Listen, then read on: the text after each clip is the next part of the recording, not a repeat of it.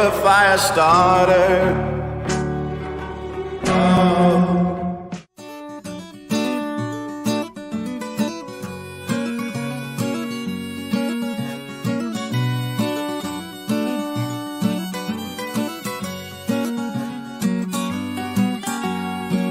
My whiskey dick is useless, can barely fill my face.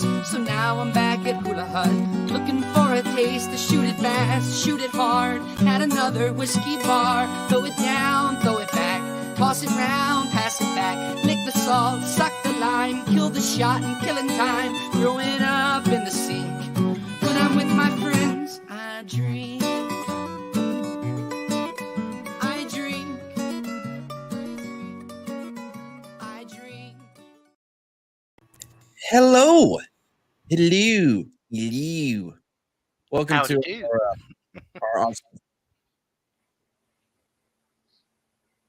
welcome to our Australian episode of the Speakeasy. I'm joined by multiple Australians. G'day. Hello. How's it going? Yep. Wait, hold on. Nick, you're the least sounding Australian. I sound more Australian than you. How you going? Oh, g'day, Nick. How are you? By the way, have you ever? I'm sure you've seen Blood Diamond. Have y'all seen Blood Diamond? No. Yeah, you broke my What? TV. You broke my TV, you prick. Oh yeah, you crazy? Huh? I called them government boys, huh? They buy them guns from me. Yeah, dude, like Leonardo DiCaprio, he does like this African accent. He's supposed to be Rhodesian. Yeah, Rhodesian. Yeah, Yeah. and it is almost Australian. Yeah. It's not as bad as Quentin Tarantino's Australian in Django, but it's pretty True. bad. True. Anyway, so with me Well, is the idea with the South African accent is every other vowel doesn't make sense with the vowel next to it. That's the whole point. Yeah, I was kinda almost flat out kinda like a Kiwi. lizard drinking. What does that mean? What does that mean? Yeah, pretty much. Yeah. Flat out like a lizard drinking. You mean drunk Yep. or tired? It's one of them. Maybe he was drunk and tired. Possibly both. maybe Why he was- not? Maybe he was close to the ground. Because that's assuming how lizards drink. Or Yes. flat out could also mean flat out can Really also busy? mean moving really quickly, really busy. Flat yeah. out, don't want to tell you, love you forever. Boom, boom, boom. Right? Something like that. It depends on context. It depends on context. Yeah, I was pretty flat out at work the other day. I guess that would Yeah, make exactly. you busy. Yeah. Well, if there's no more Australian news to talk about, let's get going. We're gonna do a special like e-fapping type of a thing. So just let me know what you wanted to. Oh yeah, I'm ready to fap away. Yep. We're gonna Sounded be better in my checking head. out. What was this dude's name again? Thought Slime. We're punching up. He has like 260,000 subscribers for some reason, but he's going to convince himself God exists to learn humility. About whether or not God exists, but I'm not going to answer that question. Obviously, if you came here for that, I don't know what Obviously. to tell you, but you're not going to find an answer to that question in a YouTube video or anywhere else, probably, but certainly not here. I don't have a formal. First thoughts, anyone? I think that bar that he had up that was green has shone a lot of light on his face. He's lower third, so I don't know why it keeps doing the pop out thing on me. But Am I the only one who thinks he looks like a poor reproduction of Gothics? of what? Gothics? There's a YouTuber called Vanessa called Gothics. yeah. I mean, there's a slight difference in skin pigmentation. Yeah. Hey, it's look, like, it's a but it's a you red see what cock I'm in the getting back. at, right? Oh, he does have a red cock in the back. Oh, and a red Power Ranger. Okay, let's see what it training says. in philosophy, theology, or anything. If you're an educated person, it may be quite frustrating to watch me stumble through this, and for that, I apologize. You don't need to take my opinion seriously. I don't even know how to put on eyeliner. This is instead. I hate him. I hate that zoom in. I hate this. a video about what grappling with the question of whether or not God exists means to me, how we can kind of get stuck. All right, this sucks. I'm gonna go back to the gay one. Superman's son, who is incidentally bisexual, is now Superman. People This pretended seems more briefly nerdy. that this was a controversy a couple of months ago because everything has to be all of the time forever. Something about this particular fake controversy really felt tiresome at the time. More so than the normal amount, all of it feels tiresome. Literally, every person that What's brought up, this up dildo? did so with a Carries, reflexive what's up? discomfort about having to do so, knowing that the whole thing was so clearly manufactured outrage. Everybody approached it with this resigned exhaustion. Like, I can't believe we're all getting so worked up. Why do you think that is? Why do you think everybody approached it as if like this is the same shit we see over and over again in both DC and Marvel comics, movies, and television shows? Because people Maybe. like Because this everybody knows don't it's ever get tired of everybody the sound of knows their it's own voice. tokenistic bullshit. Yeah, I mean, because we've already seen it. Yeah. It's not like this is the first time anything like this has happened. Right. Exactly. And Tokenistic bullshit. I love the idea. He's like, and I waited until it's basically over before I talk about it. Fucking Yeah. hipster. But such a silly thing, everybody would say. And yes, indeed, I'm coming at this late on purpose. I wanted the discussion to go away and become irrelevant before I engaged with it, to drive home how arbitrary it was and how But yet not enough for him not to speak about it. Yeah, Hey, look, he has that 90s gay face. it does. There's a motherfucking cavefish. Oh, Kanye's all of coming the after him. hysteria around it looks ridiculous even a couple of months later. There is a long and storied history of gay panic about superheroes. Is there? No, there is not. I'm sure he will provide plenty of examples. Morgan's trying to give us all There are cancer. multiple gay superheroes out there. As to whether Marvel or DC focus on those characters is another matter entirely. Well, what do you think he means by gay? By gay panic? Is it like, oh no, I hope my superhero's not gay? That would be the worst. No, it's He's more when a superhero is announced to be gay, people go, "Oh, it's pandering," You know what's? which normally it is. Yeah, well, yeah, because But he said a history, like it's a historic. He said so, like it's. I mean, if he brings up something, I have a feeling he's going to bring up like Robin's costume See, for look, some weird to reason. these people, history is just like one event in the past. That's it. That's it. Just In one thing. 1954, That's it. Oh well, he's starting in 1954. Psychologist Frederick Wortham published the book Seduction of the Innocent. Wait. What did that say? Around it looks ridiculous even a couple of months later. There is a long and storied history of gay panic about superheroes. In 1954, psychologist Frederick, aka MC, fucked in the head. Urk. Wow, I wonder how he feels about this guy. Is this Fred- some At sort least of he's coming BuzzFeed at it- shit? What's He's that? coming at it a non-biased angle, at least. I'll give him that. This reads like some sort of BuzzFeed shit, like someone's trying to be clever and it's not working. No, I feel like we're gonna get a lot of that. Of the look at me, I'm clever. Mm. Aren't I funny? the book Seduction of the Innocent, arguing that comic books contribute to juvenile delinquency. It's one of the most seminal moments in comic book history. It's basically the reason the Comics Code Authority existed. What? How? Wait, so he said that there's a long history of gay panic in superheroes. But let me tell you about this one thing in 1954 that had nothing to do with the gay panic. Exactly. Oh, and by the way, he's acting like that's new. That sort of panic shit, and particularly moral panic, has been around since the 19th century. I mean, there was that whole thing about reading novels would make people go insane or dumb people down. It's just friggin' stupid. I mean, for goodness sake. Well, it's even more than that. Like, look at when like the bicycle came out. People were like, "Oh man, these bicycles are gonna ruin the kids." And same thing with movies, like silent movies. You know, they were like, "Oh man, these silent movies are gonna ruin our children." Oh, Yeah. the radio. Oh, I mean, there's always one. There's one for every decade, for God's sake. yeah, absolutely. It's this thing. I forgot what it's called, man. It's like when you reach an age where like technology or whatever has outgrown, and you do not,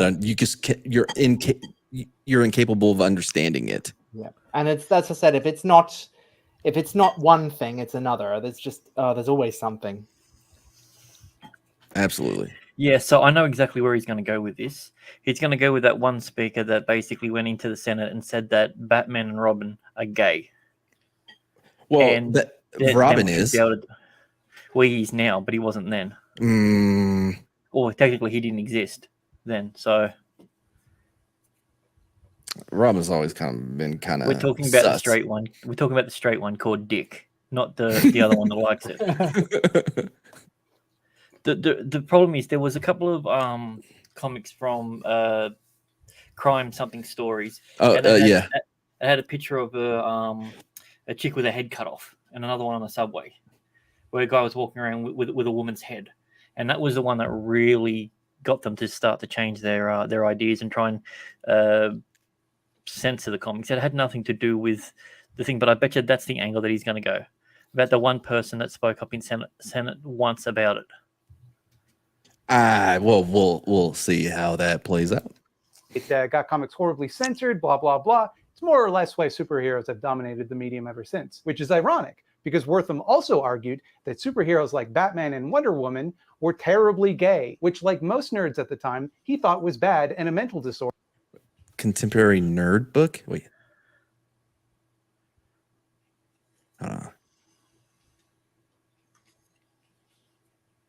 Instead of normal and a way people can be. Jokes about Batman and his alleged sexual relationship with Robin in particular have been going on since the character's inception. It's a joke which I have always felt says more about the people making it than the characters themselves. Fuck off. Those jokes are awesome. Yes, well, to be fair, I mean, I wish he'd have the same energy with the whole Sam and Frodo shit. Because it rather does say a lot more about the people who assume Frodo and Sam are gay than anyone else. Yeah, but it's not gay for hobbits, so it's okay. Oh, well. It's also tedious. My 2-year-old sees a boy now. Oh, man, that sucks. Yeah, because tomboys aren't allowed to be a thing anymore. But by the way, I there's a difference between, like, if you look at Frodo and his lover, right? The difference when people say that they're gay is like they're saying it almost like hoping, like they're projecting what they want to be true rather than making a joke or just taking the piss. Logic. Yeah, taking the piss out of it, like what we do with Batman and Robin. I don't think these people are taking the piss at all. I actually think they're deadly serious. That's what I'm saying is the difference. Unnerving. Like that's what I was saying was the difference between the two, between the Frodo and Sam and Batman and Robin, is because, like, well, not for me. I'll take the piss out of both of them. Like, what, man? I gotta stop hanging out with fucking foreigners. But like, like I'll make fun of both of them, but it's not. I'm not doing it in a genuine way, like where I'm projecting what I want to be real or what I want to be canon, whereas they are, and that's a huge difference. No, I see your thinking. Yep. Like, do you think a man and a boy cannot be alone together without having sex? Do you think men cannot raise children? Are you okay? Is everything okay? Also, some people have framed this in a positive way. I mean? People have been making this argument for ages, and yet we all get shut down as istophobes. Right.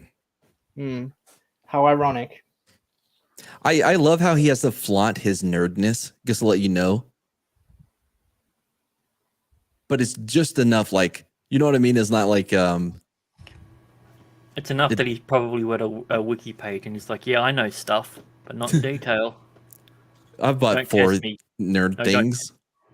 Don't test me. Right. Look, like here you go. We good? Yep. I was gonna say your joke is probably gonna be better anyway. I forgot it already. So did I. That's why I said you can go. We'll let him go instead of a child. Famously, Burt Ward, who played Robin in the 1960s Batman TV show, thought about it this way. And you're going to have a hard time convincing me that I'm imagining the subtext in Joel Schumacher's Batman. What subtext? It was just campy fun. Yeah. It was people taking the piss out of it. No, It it was wasn't taking the piss. genuine. It was also taking the piss out of itself. It wasn't taking itself too seriously. We all knew it was Exactly. just. We all knew it was exaggerating. We all knew it was having a bit of fun. It wasn't, all self-serious like the Nolan movies, for example. Yeah, because I mean, he didn't even have a back credit card in Nolan movies. I was very Not disappointed. one, right? Mm-hmm. Yeah. No ice puns, no fire puns. Yeah. Though he did have that realistic back surgery about punching someone, so that he had that at least.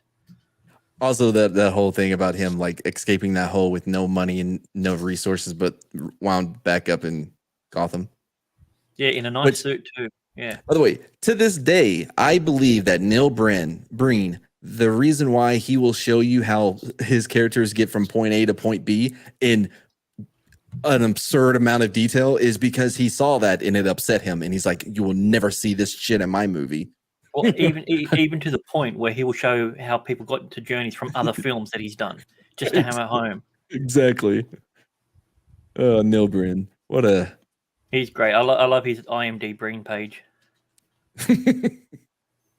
All right, It's not always a cheap shot joke. Sometimes there's substance to it, and sometimes it means something important to people, and I don't want to take away from that. Sometimes, though, it is very much a cheap shot joke. Like in the 1990s, SNL had a recurring sketch about the ambiguously gay duo. which was hilarious. Don't everybody agree at once? I don't know it. I'll have to take Don't your know it. word Never for seen it. We'll take your What? word for it. Yeah. Dude, it was like a cartoon on SNL all about these two guys. I SNL don't think we had it here. We did probably Matt, have it in the early SNL's not a- 90s. Yeah. SNL's not a thing down here. Oh, it's not here either anymore. We're more into S&M than SNL, so Basically, like their vehicle looked like a penis. Like all their moves, like one would be riding the other one. Like it was appropriately gay. but they weren't gay. Is that the joke? A parody of Batman and Robin, except I'm guessing get it was this. more of a will they, won't they scenario. Yeah. This is gonna make you laugh. They're gay. Like sometimes they do stuff and it's not supposed to be gay, but the way they say it, there's like gay subtext. That's the joke. And although Marvel and DC Comics have had Which is a great joke. Because I don't know if you saw that, but that one of the, I don't know if he saw this, but one piece of ice looked like a penis and the other one looked like a butt. Mm-hmm. And it looked like they were helping the penis into the bottom. That's right. He made I guess he was like, Yeah. what are they doing with ice? many non-hetero superheroes: Iceman, North Star, Batwoman. Hold the fuck on. Hold the fuck on. You're starting off wrong. As far as I know, Iceman was not always gay.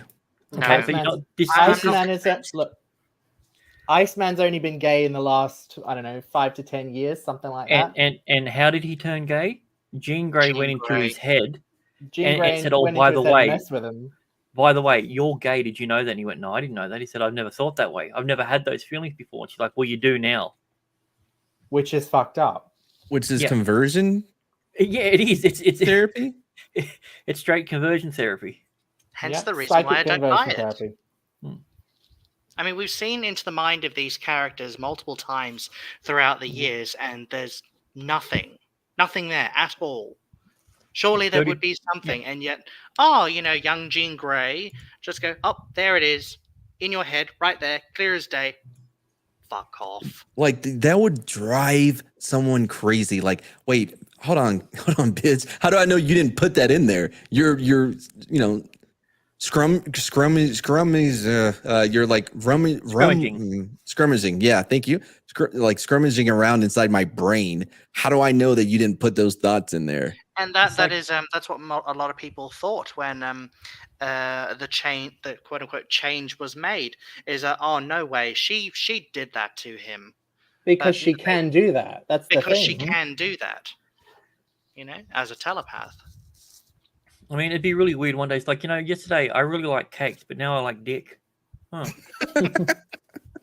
Both, I mean, both that in my seems mind seem yummy. It's weird. I mean, look, they had a similar issue. I think I can't remember when it was, but they had a similar issue with the Stepford Cuckoos. basically using their telepathic powers to force people to go along with whatever it was they wanted, some kind of anti-racist, anti-bigot initiative, and they were using their telepathic powers to do that. And only when Emma Frost stepped in, if memory serves, I don't know whether this is correct, you can correct me if I'm wrong, but only when Emma Frost stepped in and say, no, this is wrong, did they stop doing it. And I thought that the fact that anyone would even consider that from an ethical standpoint, even if it's fiction, is just But who are we kidding? The beyond me. X-Men have pretty much become the bad guys. Relatively speaking, Yo, in recent adaptations, yeah. Like that one that like flipped out and killed the store owner for like a plastic We bag. don't even I know heard if it that was the story. store owner. That was just a checkout person. We don't even know if it was the store Oh, owner. that's right. Hang on, did anyone else hear the story of the? I don't know if you saw this, but did you guys hear the story of? I mean, the current state of Marvel at the moment is like there is actually a mutant out there who shits ice cream. I shit you I'm not. sorry. Say that again. There is From a the beginning. mutant out there in the current incarnation of X-Men that shits ice cream. Chocolate. Any flavor you want, flavors. apparently. All the flavors, apparently. Oh, he could control. I thought it was She- bad enough when they she- brought in puke. Or Yeah, was you it puke see- or vomit? You see, The now guy I that can saw this vomit one. off I saw anything. it was on Twitter somewhere, and I thought, oh my god, they've actually introduced an X-Man or similar that Two shits X-Men, ice one cup. that shits ice cream. Haha, I am the mighty villain. Nothing she's can. just- Oh no, I'm lactose intolerant. No, my one weakness. And Like, she's just when does there, that come in like, handy? The actual image is she's just there, literally stood there, squat over an ice cream cone. I mean, that's just fucking disgusting on so many levels. I mean, People have been suggesting that it might be the writer's quote-unquote kink. yeah, like some sort of fetish or whatever. Yeah. Oh my god. If they introduce another chick and they're like, hey, here's a cup, like now you know they're just fucking with us. That's her power. She turns into a cup. It's filled with ice cream. I mean, look, given the whole uber feminist thing, I'm surprised she doesn't turn into a moon cup. I mean, for God's sake. But what would be what's the logic behind like recruiting this person to be on the X-Men? There's no logic. Is Magneto lactose intolerant? So far as I know, lactose intolerance doesn't. I mean, if you force feed him ice cream, oh god, that image alone. Ugh. But I mean, I think, but it would be more effective to force feed him shit then. Yeah, quick. Colossus, hold Magneto's mouth open while I hover over him and shit ice cream into his mouth. There, you lactose intolerant bigot. Good What grief, the fuck? honestly. I guess Soft maybe serve, I Look, saw that. Wookie knows what we're talking about. Wookie knows what we're talking about. And he wanted to be done with the fruit. It's just getting good. No, but I do want to know if like what he's claiming about these characters. Gay. Like sometimes they do stuff and it's not supposed to be gay. Still The don't way say they anything say gay it, about it's- that. there's like gay subtext. That's the joke. And although Marvel and DC Comics have had many non-hetero superheroes, Iceman, Wrong. Off the bat, wrong. He said that DC and Marvel has had several non-hetero. Hetero. Yeah. North Well, I mean, Star, he was hetero. Batwoman, John Constantine. Well, see, here's the thing with Constantine. Constantine is bisexual, but he still has sex with women, so he still has hetero behaviors. Hmm. So I really like that movie, so we're keeping him. He is now super straight. well, Constantine's an he was because he was born attracted to women. It wasn't until he was an adult where he first did anything with a man. So technically, he was born super straight. Actually, correct me if I'm wrong. John Constantine, has he actually had relationships with men, or is it with monsters who are male or female or whatever? I know he's rooted a couple of male demons, but I'm pretty sure he's had a relationship with a human. It maybe it's like Ruby, right? It's like, oh, I've never felt this way for a human. Who knows? Hmm. It depends on what iteration you read. It's only more in the later stuff where it delves a lot more into his sexuality. What? No. Mm. Weird. The recent stuff? That's the new. it seems that making a superhero that anyone, anywhere, ever has actually heard of visibly queer struck a nerve in the complainosphere. Why? Why do you think that is? But it didn't. That's the whole point. That's a complete lie. It's like having a gay character everywhere made everyone get all upset. No one's saying that. And to further shoot down his point, I don't think there is a single person in the world, at least a single decent Marvel or comic book fan, who hasn't heard of North Star. So he's already full of shit. Oh yeah, that dude was been gay. I mean, shit. Snowflame even used to do things to get some coke. I mean, I don't know if he was gay, but he's the guy who gets his powers from cocaine. Oh yeah. Yeah. Wow. And then of I course, mean, don't we all get our powers from cocaine? And then of course you've got Mystique. I mean, so the idea of someone who changes genders or sexualities or whatever is not a new concept. You know, well, so have they claimed her as non-binary or fluid? Do you know what? I don't know if they've done that yet. I'm surprised they haven't. Well, now let me ask you this though: all right? We can take Morph if you want to go cartoons, or Mystique. Any mutant that can like change their appearance to look like someone else, right? Right. Yeah. Now, if they turn themselves into let's take a chick, right? A chick morphing person, right? Turns herself into a dude and sleeps with a chick as that dude. Is she gay? See, look, I've always assumed that Mystique was bisexual by default. Because her template form is female. Yeah, I can tell you for a fact, like because of her metamorph powers, I've just assumed that she goes both ways anyway, like as a matter of course, you know. So I guess it depends on what the individual identifies himself as. That and Mystique's also had relationship with Destiny, that's her name. Well, that's why I said like any mutant that can do that. Yeah. I look at it more like I look at it as like almost being prison gay. You know what I mean? Gay for the stay. Right? Yeah. Yeah. I mean, or like a lug, lesbian until graduation. Nice. Yeah. Or at least until you're done with your first semester of women's studies. Yeah. Yeah. Forbidden Ruins got it pretty much summed up. I mean, the majority of people don't like someone's identity as a selling point. You're absolutely right. Your identity is not a selling point.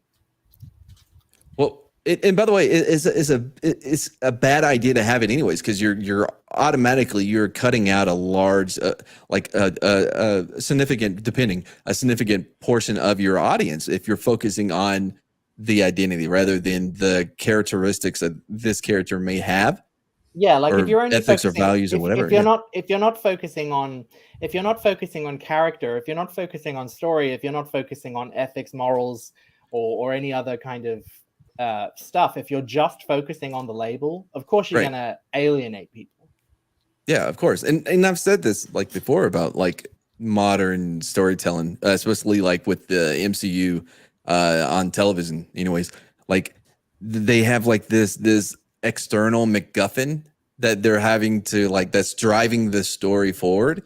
That they are like, you know what I mean? Like it's the outside, it's their politics and their agenda that is driving the story. So everything within the story has to fit and come out in a way to continue to drive towards that goal. Yeah, the locus of the story is completely external. The characters themselves are completely passive. They're just swept along.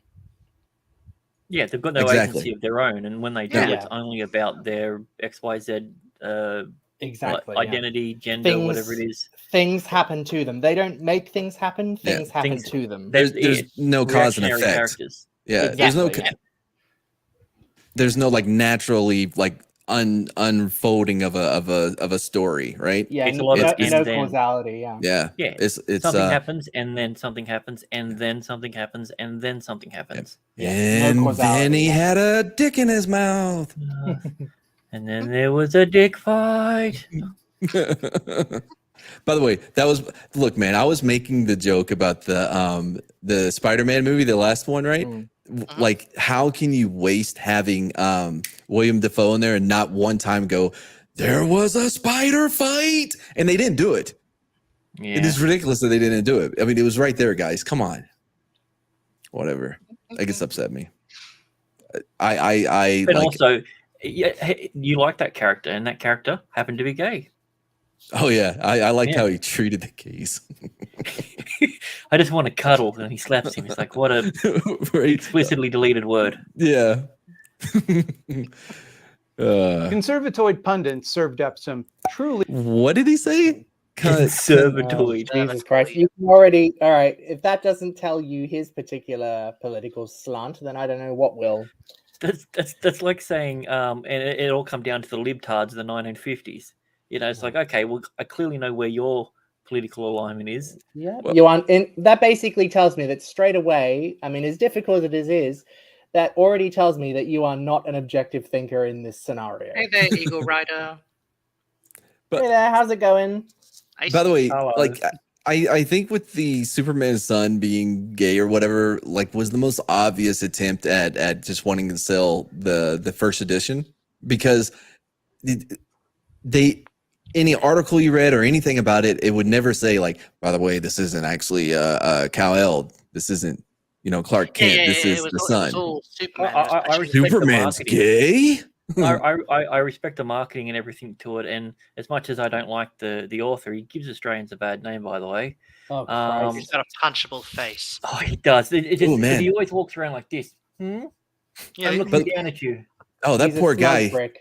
Did you know the LAPD had to protect him? Mhm. Now he was Because in of- Australia, but Yeah. Actually, no, he was in Spain at the time. oh, sorry, Yeah. Spain. Yeah, he was in Spain. Yeah. Man, LAPD, man, imagine the overtime they got paid to go all the way to Spain to protect this dude. Typical And- LAPD. Going And the past hilarious thing is that the story could have been really interesting as well. You know, set aside his was it John Kent's bisexuality, or rather, you can actually tie it into the story itself. I mean, hell, I came up with this idea just off the bat, and they should have just done for the new boyfriend, make him an alien of some sort, give him the mission of seducing those close to Superman, including John Kent and whatnot, in order to learn their weaknesses and da da da da da. It could have been a really compelling story, and he could have been working for someone like A big bad. yeah, like a bigger bad, you know? Mhm. It could have untied nicely into this, but no, all they wanted to do was just make him some activist metahuman Well, who just nothing. Instead you of know? doing that, they made him a character that doesn't take any damage, so Superman can go to town on him as hard as he wants without any consequences. Good. Oh grief. yeah, I mean, wait. He's invulnerable. Why? He doesn't because of that. So then they can have proper sex. Oh, sorry. Yeah, no, the because like we've talked about this before. Like, how is he gonna like? He's got like- a really cliche name, Nakamura or something like. I was thinking like a kryptonite cock ring. But then you Yeah, would well- have to worry about performance issues. So you would have to like double up on Viagra. So you're taking Viagra, but by the way, they're chewable. You can get them in the mail. You can you can do that. Or duly like, noted. Thank you. yeah. You can get a free sample. If you put in my promo code of no, but I mean Blue Chew. put in the If you're promo code, interested, link I that. don't give a shit. Right. Like you would have a kryptonite Hey, Wookie. cock ring. Yeah, see you, Rook. Because I listen to podcasts, that's how I know about it. It was big there for like a year Yeah, or two. Forbidden Ruin. I was wondering the same thing. Yeah. Yeah, well, Blue Chew was like really being like it was sponsoring a lot of podcasts for like 2 years or so. Anyway, but yeah, the cock ring, and then you would have to worry about the performance issues. But like I think that would be the most reasonable workaround. Not blowing this dude's asshole out. Yeah. Either But- that or a Viagra that has a little bit of kryptonite inside, so it starts off gets him that, but then then he goes down. So it's only the first 30 seconds you got to Oh. survive. It's like Gets into the Ring of bloodstream, Tyson. Yeah. But of course, that would be an interesting idea, and that's assuming these people know how to write anything interesting. That's the By the problem. way, the one of the benefits though of man on man is that 30 seconds is all you're gonna need because he's a dude too. Y'all both are gonna be like, you know what I mean? You don't have to impress anybody. You've given Nope. this a lot of thought, haven't you, Matt? So I think the reason why they did this to the they promoted it like Superman's gay is for this type of reaction here that he's showing. The Superman loves Lois Lane, period. Like it is just to get this type of reaction. Yeah, I And so mean, they can, attention is attention. That's what we Right. Sam and I learned when we were doing teaching at uni. When kids start playing up and whatnot, because they're not looking for positive attention. They're just looking for attention. correct. However, I maintain that unlike positive attention, negative attention actually has a time limit. Like just look at this. Look. I mean, I say regarding, say, let's just say Lord of the Rings, for instance. Already, people are getting to the stage where everyone's blown their figurative load, their negative load. They've had a snap at Amazon, but you watch in the next couple of weeks, it's just going to completely drop off. No attention. They're going to be desperate for attention in a couple of weeks, and by the time Lord of the Rings actually comes out, No one will no be one's going to be interested. watching it. So, However, but if they market it correctly and focus on all the positive stuff, people will just be talking and talking and talking. It may be a bit of a slow burn, but it'll go on longer. Then the show will come out and people can then, watch the show and make up their minds. But, they don't want But- to do that. They want scandal. So what because there's so many activists that are involved in Hollywood and in comics and everything now. Don't forget like what the crumb method or you know what I mean? Like, so they release this information and it gets everybody hyped up. Then they're gonna let it die down, but then they're gonna release something else. You know what I mean? It's like Yeah. if someone gets hacked, you don't release all of their text messages that talk about all the nasty things they want to do. You know what I mean? You release a few. And then when it dies, that way you keep people hooked. That's what they should do Yeah, if but they're who going to do knows- the negative. Who knows what on earth they're going to release in the meantime? What little breadcrumb they're going to release? Right. Goodness knows. Anyway, the point with all this stuff is like it's crap because as I've said, with all this stuff that making characters gay and so on, it's like that the world is already a pretty diverse place. We already know this. Most people with a Unfortunately. most people with a brain cell know that the world is pretty diverse. Diversity is a real thing, right? We don't need this crap that they're trying to push on us because the world is already diverse. And the way you can tell it's all fake and it's all bullshit is because diversity is real and real things don't need PR.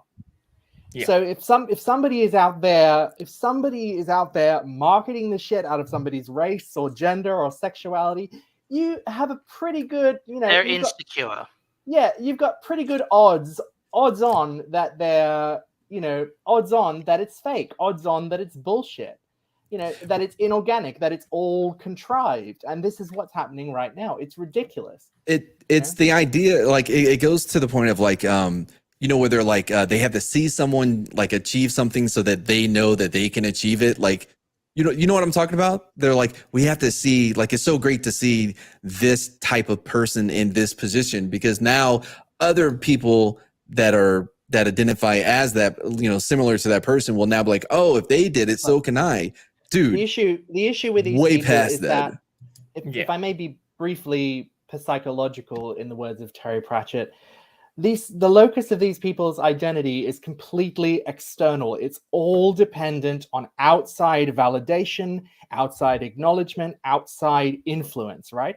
Without validation, without acknowledgement, and without influence of outside things, whether it's other people, whether it's TV shows, whether it's books, comics, whatever, their identities fall apart. These people are so insecure and so fragile that they literally need other people to exist. Yes. And the awful thing is that a lot of people apply this to race. Like, how many times have we all heard the same phrase over and over again?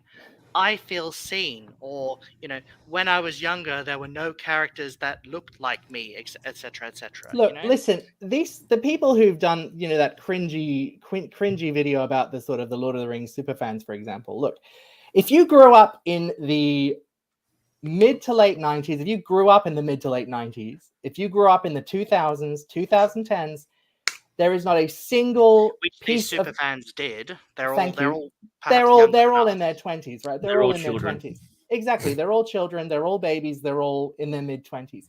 If you grew up in the mid 90s, if you grew up in the 2000s, etc., there is not a single piece of media, whether it's book, comic, movie, what have you, video game, that wasn't diverse. So this bullshit about oh, I feel so seen, there was never any black people on TV when I was young, is They're living under total rocks. Yeah, they're living under rocks. It is total horseshit. But you know I'm what though? wondering what they watch though. Well, Like if that was exactly. Yeah, that's a good question right there. Like, what the hell have they been watching? They watched the same thing everyone else did. The problem is the difference though is like back then no one was like talking about, oh, Fresh Prince of Bel-Air is about a black family. Oh, Family Matters, In Living Color, go on and on, because it was just another show that everybody watched. Nobody didn't. It's know what I mean? It's like everybody watched it. I remember this article from that friggin' trash fire that is the Mary Sue.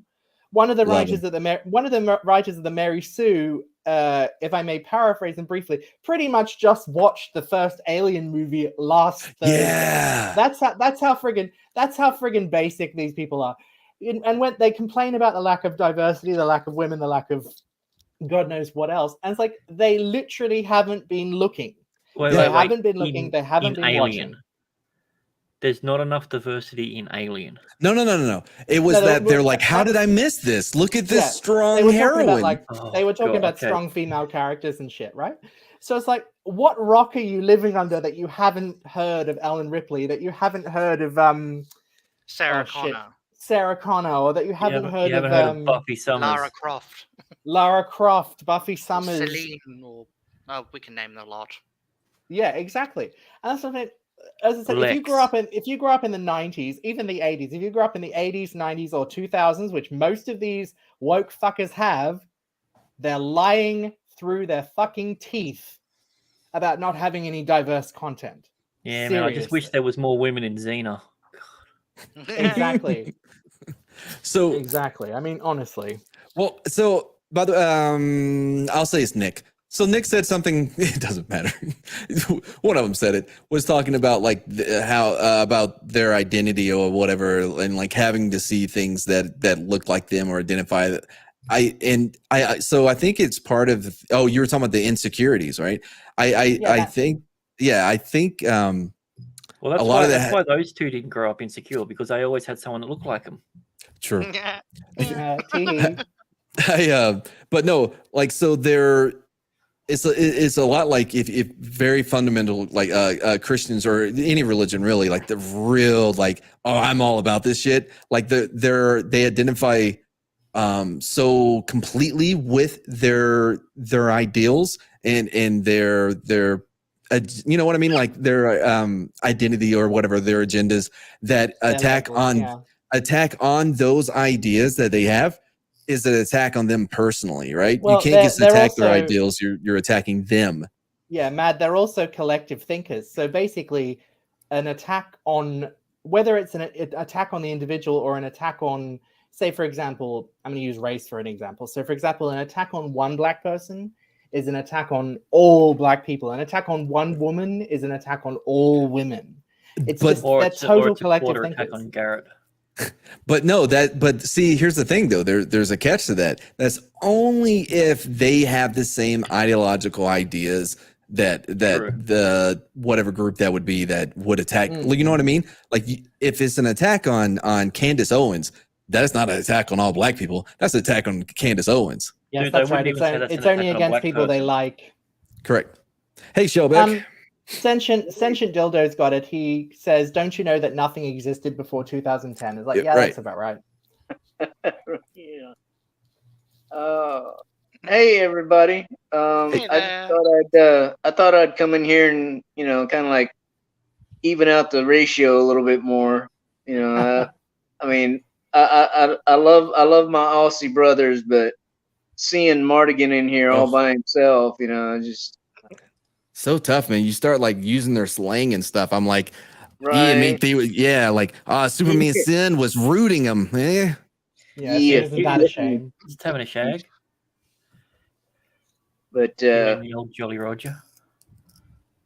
but anyway, good day. And shrimp on the barbie and all that shit.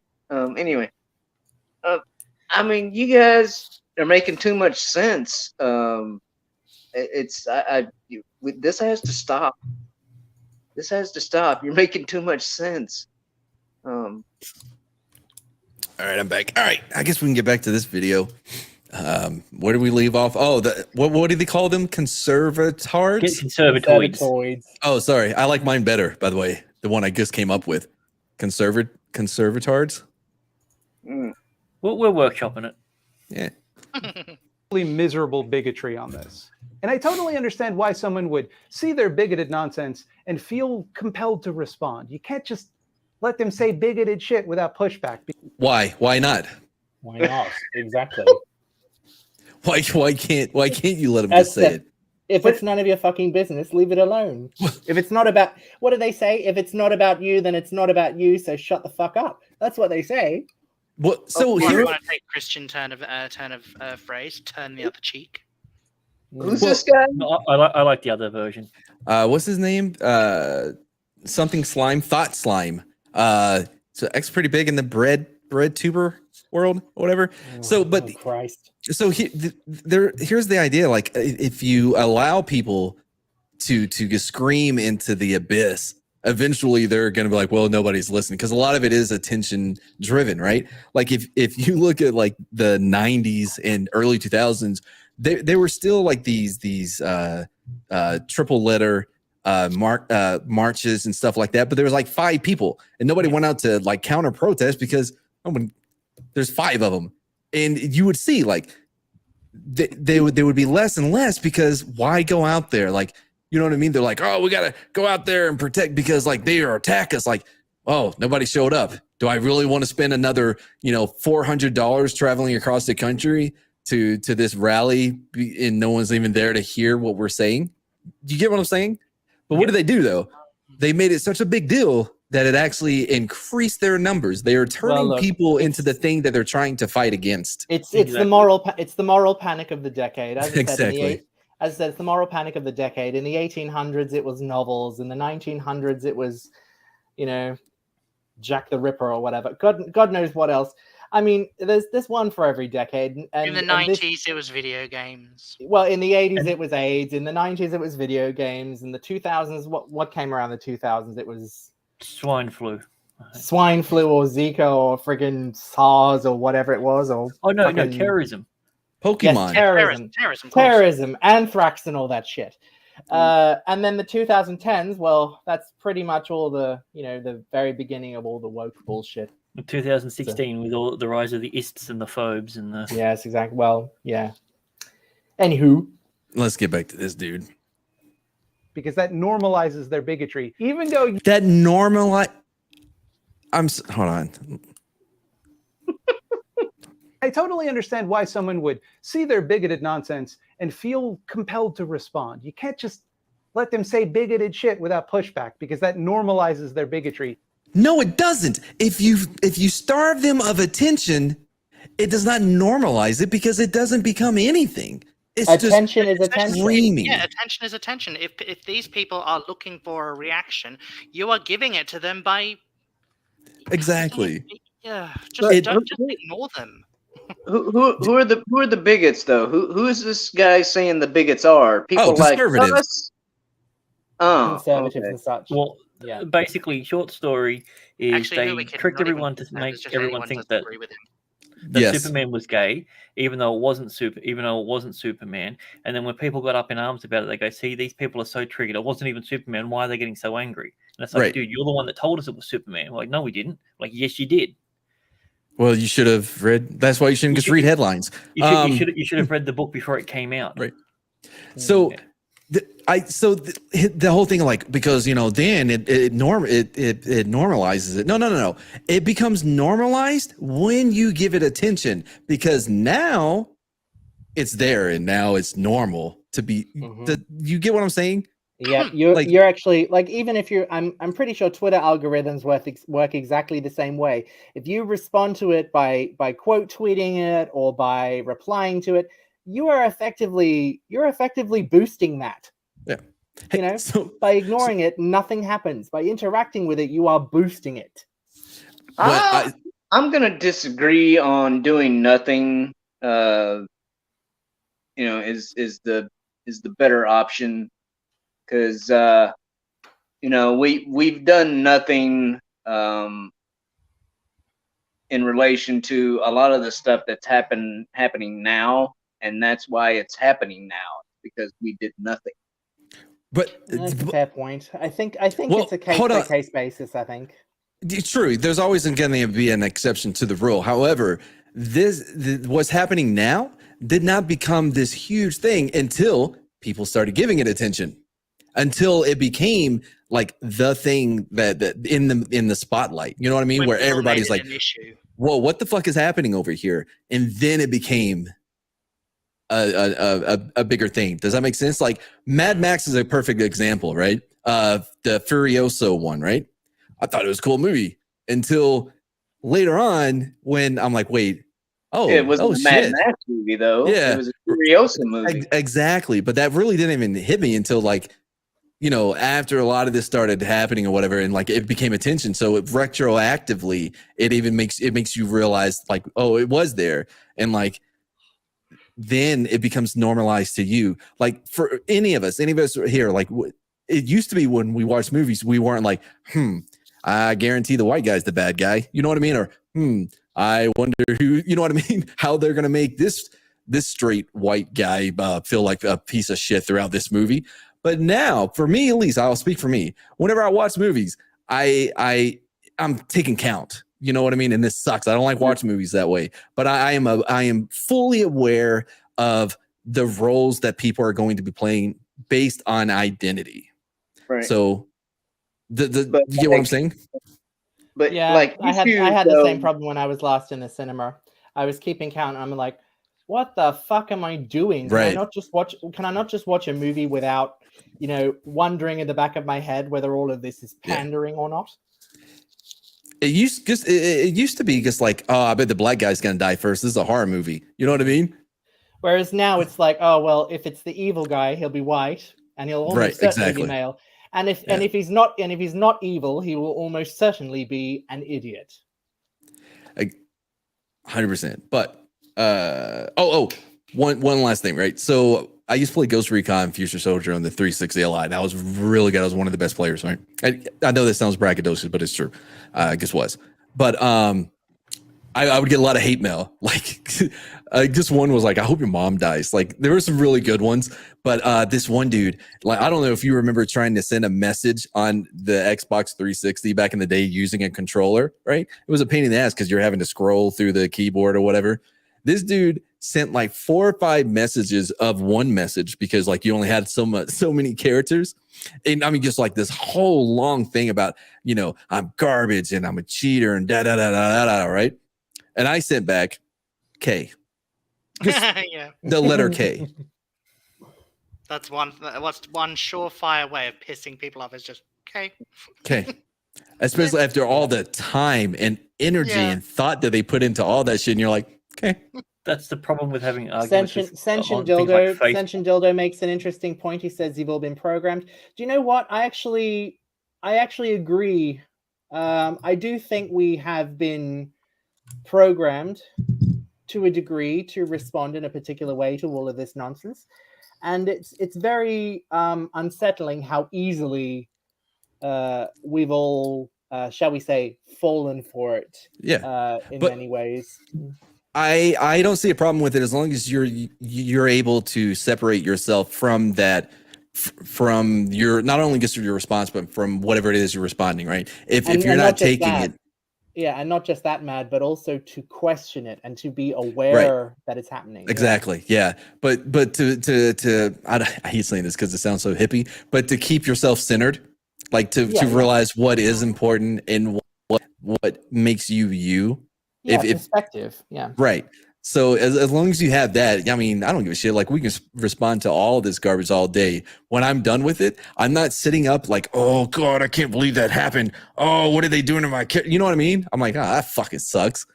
And I move on because there are things outside of this. Even though I do think it does play a very important role in society, but it doesn't play a role, an important role in my life personally. Does that make sense? Yeah. So, We haven't all been programmed though, because if we have all been programmed, we wouldn't be on here talking about this like we are now. well, this is the program, though, is what I think they were getting at, though. But I program may not be the correct term. It's more of like conditioned, right? Or like even like the messaging, like they would do in like commercials where like you wouldn't see it, but it would be flashing like buy Cadillac. Yeah. Almost to that level. I mean, so the guy on the video, this guy on this video strikes me as somebody who's been quote unquote programmed. But you know, I mean, it's you know, you talking about you know, conservatards or whatever, you know, obviously Oh, definitely, yeah. Obviously this guy on this video is a libertard. No, he's not liberal at all. They're thoroughly illiberal, actually. Yeah. But he's illiberal. He is probably left of AOC. Well, I mean, that's what I'm referring to. Yeah, but that's not liberals though. Yeah, I mean, a classic liberal, no. A modern liberal, yes. Well, because they're pretty much all freaking, you know, lefty loo freaking. Yeah, basically a quote unquote liberal. Right. Yeah. The emphasis on the unquote. Yeah. I guess like in the like common vernacular of what we consider libs, right? Even though they're not liberal in any sense of the way, but he's right. They're more like the 90s conservatives when it comes to their absolutely in their behavior. Yeah. It's quite peculiar. I mean, I'm sure we've all heard of horseshoe theory. It's like they've all come around the other end. It's so strange. You know, it's like they've gone so far down one end that they've come back around the other end. It's peculiar, you know. Yeah, and now a lot of loony lefties, they're starting to read from the far right hymn book. You know. Yeah. They're zealots and segregation. The thing is, in all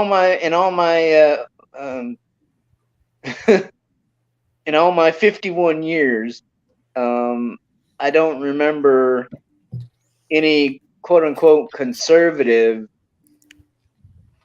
acting the way people like the guy on this video is. You know, it's like, you know, yeah, they may have had religious convictions. Well, you know, as I understand it, that's only. I mean, even I'm foreign, so what do I know? But as far as I understand it, the whole Bible thumping religious zealots are really only a small part, right, of the whole picture.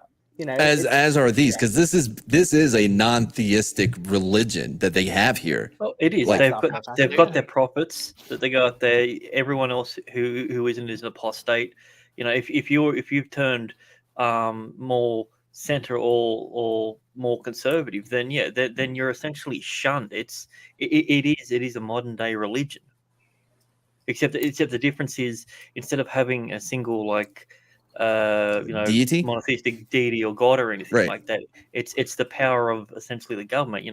If Well- God is a facade to them, then that must mean the government's God. The thing is, though, I don't know where the book, what book this was, but they basically said, I can't remember who it was. I think it was a fellow who wrote a book called The True Believer, and he basically said, when it comes to religions, theistic or otherwise, it's a god is less important than the devil, and the woke definitely have their devils. You know what I mean? Right. Absolutely. That's a great point. Yeah, because like because nothing unites people better than hate. right. Well, yeah, and nothing will convert. Like this is one of my biggest problems with your traditionalism when it comes to the eschatological ideas in Christianity specifically. Is like traditionalism is basically God holding this cosmic gun at your head, saying, "Love me, or you're going to hell. Try me." You know what I mean? Like, Well, I mean, in some religions. Well, that's why I said specifically Christianity. That's what I'm most familiar with. That's what I'm using. Yeah, So, but also it's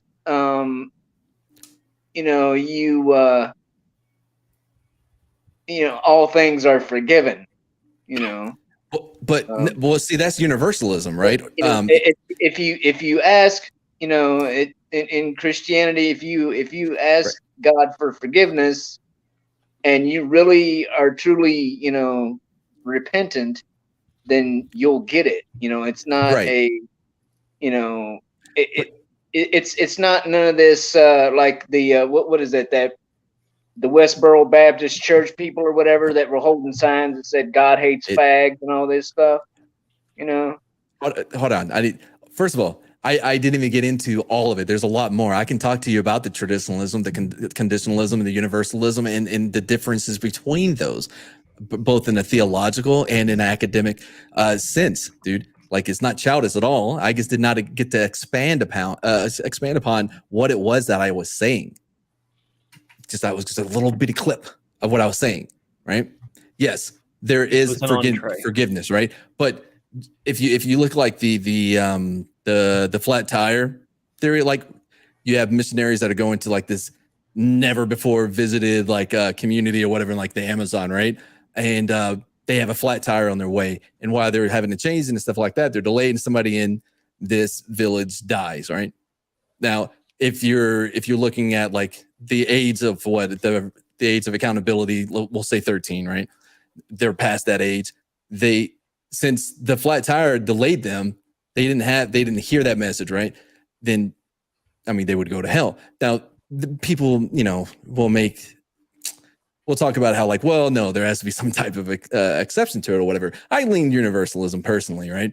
I believe that this is just me, but I believe that whatever happens when we die, there will come a point to where like, every knee will bow and every tongue will confess that, God is God, right? Everyone will know, but whatever, doesn't matter. That's a whole different conversation. But I don't remember where we were going with all that. You want to get back to this guy? Yeah, sure. All right, crack on. What was the point? Oh, sorry. The whole hell thing, right? Yeah, like nothing converts people quicker than like if you don't follow these and you don't do this and don't do that. Then religions like the woke don't need a god; they need a devil. Right. But even the idea of that, if you're converting people to whatever religion out of fear, all you're doing, you're going to be sending whatever deity it is these empty shells, because like whatever love they confessed was out of fear and out of like not wanting the worst thing to happen. Yeah, there was I can't think of it. It was a general who used religion for his troops. He said that you can get a religion and love for God can get one man to fight against a man he knows that he cannot beat.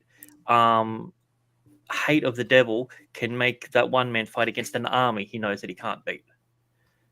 So if you put a devil in front of someone, people are willing to risk more to at least face that said demon. Mm-hmm. Well, I just remember It's all very complicated, but yeah. it is. Yeah. Let's go back to the slime guy. Unless you just listen to what I say, and then you'll be on the right track. All right, Even though you realize, obviously, they're just trying to drag you into yet another culture war battleground about useless pop culture ephemera. I'm sorry. It's them that's trying to drag everyone into this war. Did I get that right? I don't like the way he's looking at me at the moment. Right. How about that one? Is that better? Ugh, yeah. Can't just It's like he's trying to fucking say squeeze out a bigoted particularly shit hard shit. without pushback, because that normalizes their bigotry. Even though you realize, obviously, they're just trying to drag you into yet another culture war battleground about useless pop culture ephemera. We can't ever move. Says the guy wearing a culture Super ephemera. Metroid shirt. Exactly. Ephemera. I don't think that's the correct term. No, word. is that some type of version of ephemeral, which would mean Yes. like? But Ephemeral that's not ephemeral is the adjective. Ephemera is the noun. Yeah. right. Yeah. Keep going. Okay, so yeah. All right. Forward with any conversation ever, because anytime we try, they just get up there and they're like, oh, fucking the woke schools are saying that George Jetson is trans. Shut the fuck up. It does not matter. Fuck. Okay, wait. Hold on. What? First, I want to read this. Art. Is George- trans mask though? What? Oh, trans masculine? It is the official position of Thought Slime LLC. I fucking hate this guy. That every fictional character is assumed to be trans until directly stated otherwise, and sometimes even after that. Jesus Christ! Look, this guy is as Stench Dildo says, absolutely no self-awareness. No, And the zero. irony being is that he's bitching about other people being triggered, for example, and yet what is he doing right now?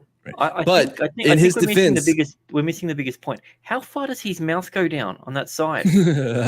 But in his some defense, kind of though, he puppet he mouth.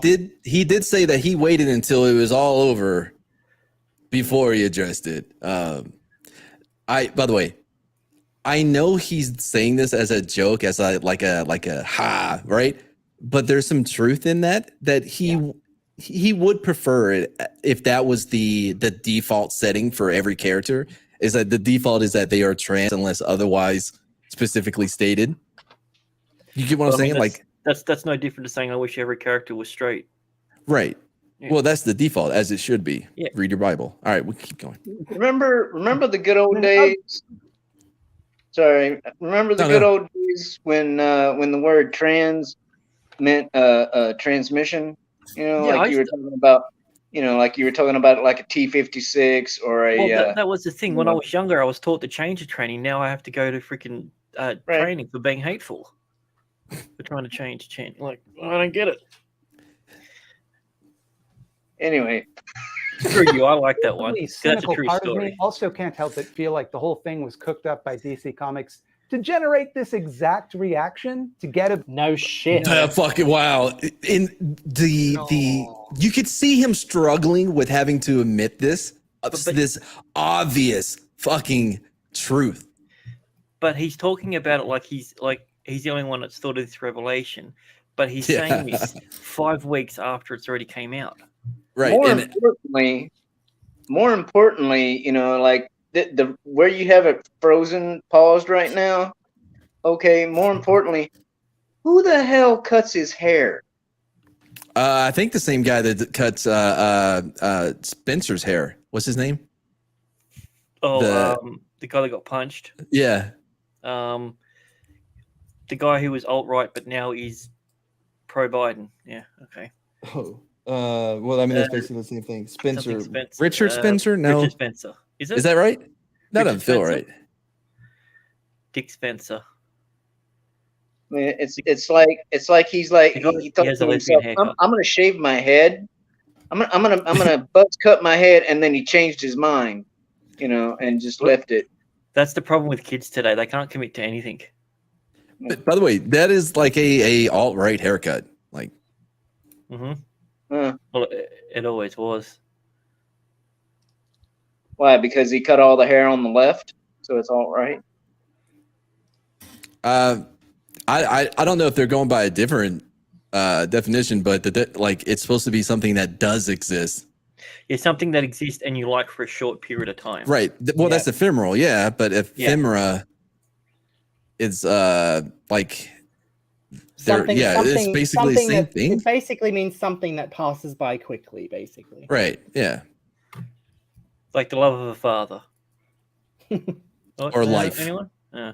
It's ephemeral existence that we all experience, right? Still waiting for him to get back from those cigarettes. Aww. And he didn't even I smoke. feel like we're talking about some new drug, you know. Hey, have you ever taken an ephemera? You know, That sounds more like a medical procedure I don't want. Yeah. I think when I was in the hospital, I had a couple of those ephemeras. They go up your bum. Is an ephemera like? Does it go up the other hole? Oh yeah, it goes up your bum. Quick story about my bum. So when I was in the hospital, right? They I guess I hadn't shit in a while because of all the drugs and stuff I was on, right? And man, they bent me over the bed and they put something in and I was ready to go. But unfortunately, my arms were all wrapped because of the burns, right? And so I couldn't bend my arms. And I'm sitting on the toilet and I can't wipe. And then I can't reach the little string to call for help. So I guess I had to sit in there alone, wrapped up and burnt after shitting my brains out, just waiting on someone to realize I haven't came out yet for them to come and take me out of here. And when they came in, I'm just like, I can't wipe my own ass. Like it was the most like I was pathetic I possibly could have ever felt. You know what I mean? And like way after, we got out or whatever. Mike, who was, he got hurt with me. He was in the room with me. He's like, bro. He's like, I saw what they did to you, and they came and asked me, like, Mike, when was the last time you had a bowel movement? He goes, I told him, I'm like, oh, I just got up like a couple hours ago. I went to the bathroom. He's like, I didn't even know we had one in the room. He's like, but I wasn't gonna let them do to me what they did to you. Fuck that. Anyway, that was that. Yeah. That was very ephemera. That was a very moving experience. Oh, About- fuck off. No shit. We got it. Moving on.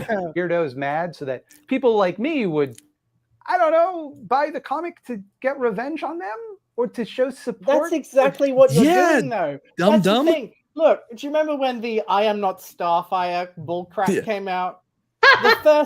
The first comment on Goodreads was, wow, this is amazing. I'm going to go buy it to make all the dude bros angry. That's exactly what you are doing. They you don't fucking even moron. like these characters. They just buy it to spite people. Exactly. You're buying it out of spite, you fucking morons, honestly. There is an entire selling strategy both in film and comics that are based around the idea of like, well, people will support it if we, have, certain characters that are identified as this, right? Because they're going to want to support them to show the bros. You know what I mean? What's what? Like that is an actual strategy that they think will make them a profit, and yet over all this time that we just see it just bomb and bomb and bomb, like, or barely cling to like, we may break even on this one. They still do it. That's the thing. He Spite says has no resale value. Exactly. He says this stuff like buying shit just to make people angry. That's actually happened. That's the problem. Yeah. They're only supporting it because it's making the istophobes angry. Like, they're not because they actually like it. They're only doing it out of spite. So here's a counterpoint, or what? Like me, Tran. for instance. I've the only way. I mean, I would have bought that I'm Not Starfire comic, right? I would have bought it, but for me, if I would have bought it, it would have been to just make a YouTube video of me setting it on fire. That's True. another part of their strategy. Is like, well, at least like we know YouTubers will watch it so they can have content. Look, See- I cheer on what they're doing with Star Wars. I say bring See, on that's more. the problem. GOAT. Things like that make great firelighters, but the problem is I can't do that down here. Otherwise, I'll set the entire country on fire. Look, I want a Geo trilogy. Are you kidding me? Oh, Geode's the best. I think so. It's the best. Like it's the best Star Wars character that Disney has came up with yet. It is perhaps the least offensive character out there, Look, considering he's just a. In the words of Save the Galaxy. In the With words his of little swiftness. Dot from A Bug's Life, it's a rock. No, It's a rock. see, you're falling for that propaganda, man. I don't like that bigoted language. It's No, a I don't care for that. GO. Yeah. I mean, how can you say that about a living, breathing Well, human being? You know, that's right. but I mean, by the way, wait, is it called Vessel? Does he co-pilot the yeah, The ship's yeah, called the Vessel. vessel, The vessel's yeah. called Vessel. fucking like, dude? no, it's the vessel. Oh, sorry, the Vessel. I forgot its How first very name. postmodern of them. Bisexual people, that's ultimately reductive. It's a standard I would never hold a heterosexual character to. But at the same time, they did this with Robin about a month earlier, and that did feel like a trial balloon. It does strongly feel like a marketing-driven decision that No being shit. seen as pro-LGBTQ plus rights will appeal to younger readers, but also piss off some very loud weirdos, giving them all sorts of free publicity, and making the consumption of their comics a sort of proxy for political action. Bro, they do this with fucking M&Ms, man. Like what the like Oh, yeah. they do it with Crayola, for fuck's sake. They turned Doritos gay. And when we say we don't like we don't like the tennis shoes on the green M&Ms, we prefer the go-go boots, then we're like creepy dudes We're that objectifying or want to have sex with candy. I mean, I'd put an M&M in places. Why not? It can fit in a pee hole, right? Should I start with the bump? You know what? Let's just go on. And don't get me wrong here, I think it's a good thing. I think it's both sick and tight that queer young Wait, readers is he still can talking about see the M&M in the pee hole? themselves represented in mainstream comics, especially with aspirational characters like Superman. When I Again, imagine some totally kid- external. Yeah, M&Ms belong external. you're As right, if I'm sorry. LGBT people can't. Wait, relate who to said they- Superman in the first place? Who said that? And I think they're suddenly going to go for superhero comics if they make a superhero gay. By the way, M&Ms should not stay external. You have to eat them. They go in your mouth.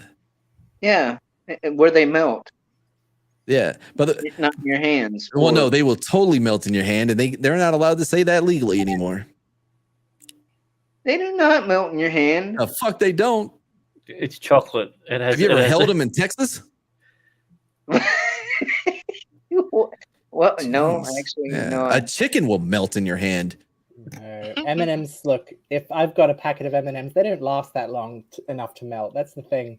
Right? Yeah. No, they don't last that long. That's their why I sexuality these- out there, that's it. feeling all alone, and then they crack open a comic book, and there's the best guy, the strongest, best guy, and he's just like them. Oh, that tugs at the old heartstrings.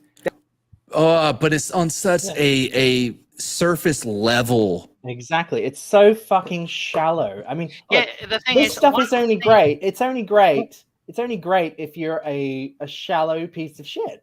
Yes. Really.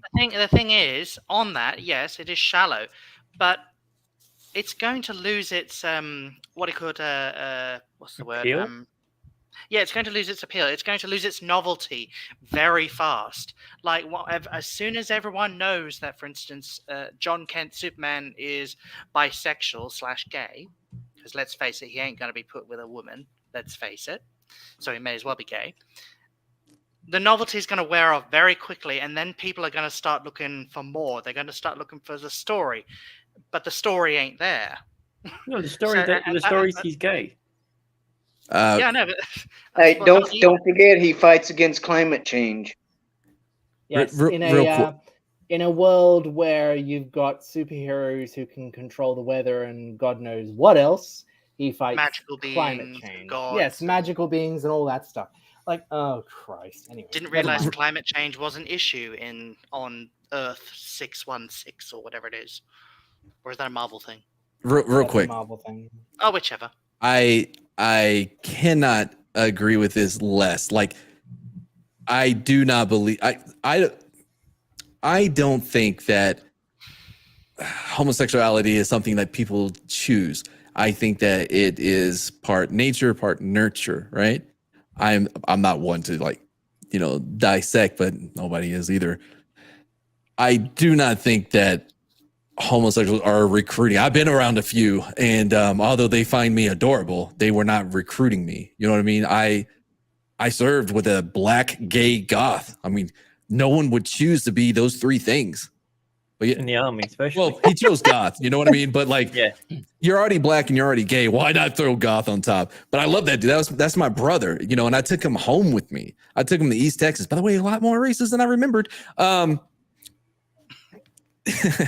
that's my brother. I love him. You know what I mean? And it always upset me about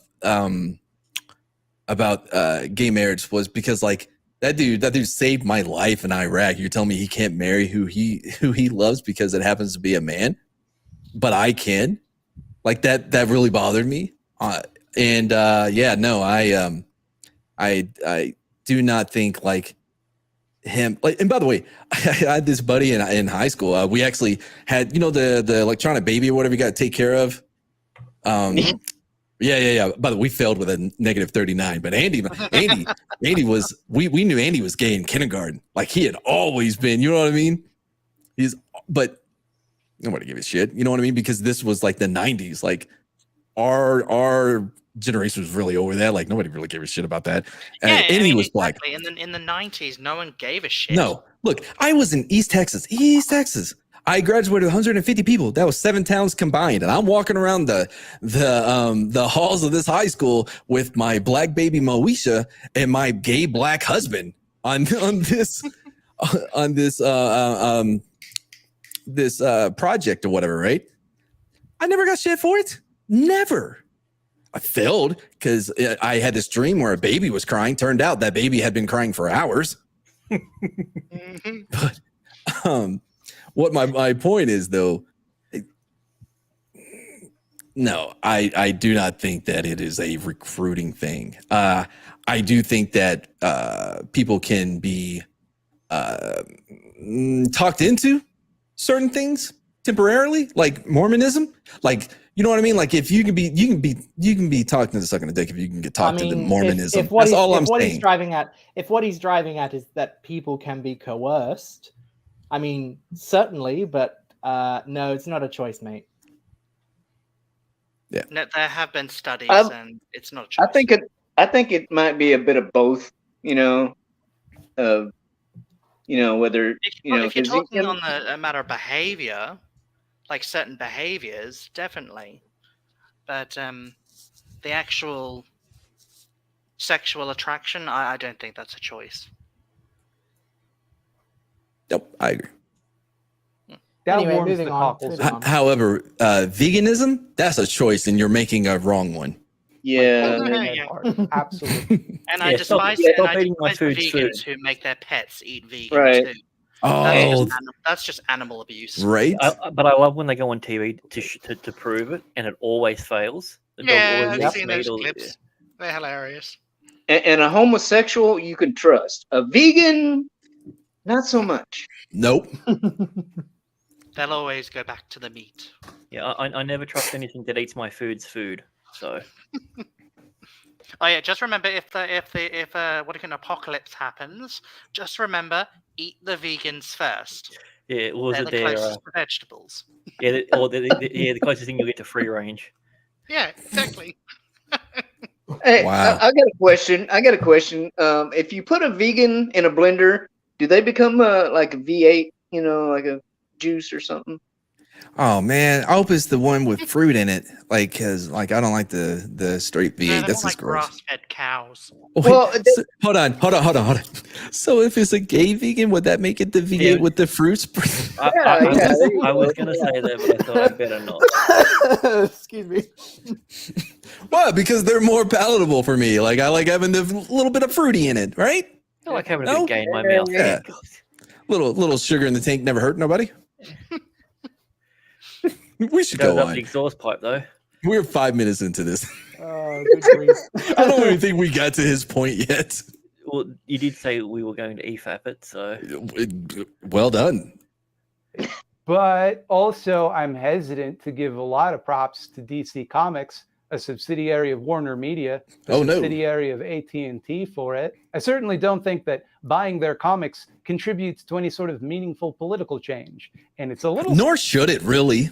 yeah. Yeah. Like political like action in any direction should not be dependent or affected by comic books. That's just my opinion. It would be a very interesting world if it was. And yet they still You know- keep trying to push their bullshit. Yeah, and yet You know- they keep complaining if it's not in there. And the thing is, you know, it's like, you know, earlier this guy was talking about, you know, bigots and all this stuff, right? You know, and it's like the majority of people that I've heard talking about comics and, you know, turning characters gay or bi or whatever, it's not that they are against gay or bi characters. It's just that, you know, that these people are turning, you know, long established characters into that. Look, I You said know, this. like- I said this the other day. Like nobody actually has, well, no one's sensible. No one has a problem with any form of diversity with a small d, right? Nobody actually has a problem with diverse cast, with diverse comics, with diverse TV shows, movies, what have you. Nobody actually has a problem with that. What people have a problem with is the tokenism, right? Hmm. They have a problem with this kind of just throw a black guy in there just because, throw a gay character give in them there. the gay; just it'll make them because. happy. Exactly. right. Real quick. So long ago, when I was with my ex-wife, I watched Army Wives, even though secretly I fucking hated that show. It shouldn't be that hard of a concept to understand that, like, oh shit, they murder anyone that's gay. I should get a wife and just pretend to be married. You know what I mean? Look at Oscar Wilde. He was married, and I don't think you could find a more flamboyant man, you know, in his time than the thing Oscar is, Wilde. in those days, homosexuality wasn't a sexuality; it was an act. Hmm. So Right. there was no such thing as a gay man, but you know there was homosexual acts. And, Correct. Yeah. But So yeah, essentially, everyone was straight, And they just did the gay sex. so the choice here is actually in reverse. It's that they're choosing to be with a woman and choosing to have children, regardless of how they may be attracted to men.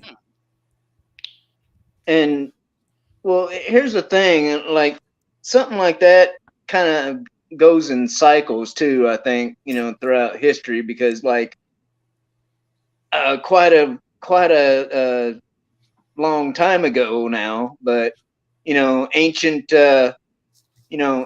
Greece and whatnot, you know, this type of stuff was, you know, common, you know, like people really didn't give two shits whether, you know, you were, you know, a dude with a woman or a dude with another dude, you know. It's just What it was more along the lines of That's a bit of buggery Societies between were quite friends. libertine. it that was goes more along back to the what- lines of like what their socio-economic status was, you know, like like oh, you're with a poor dude or whatever, it's Well, so that goes like back to what Nick one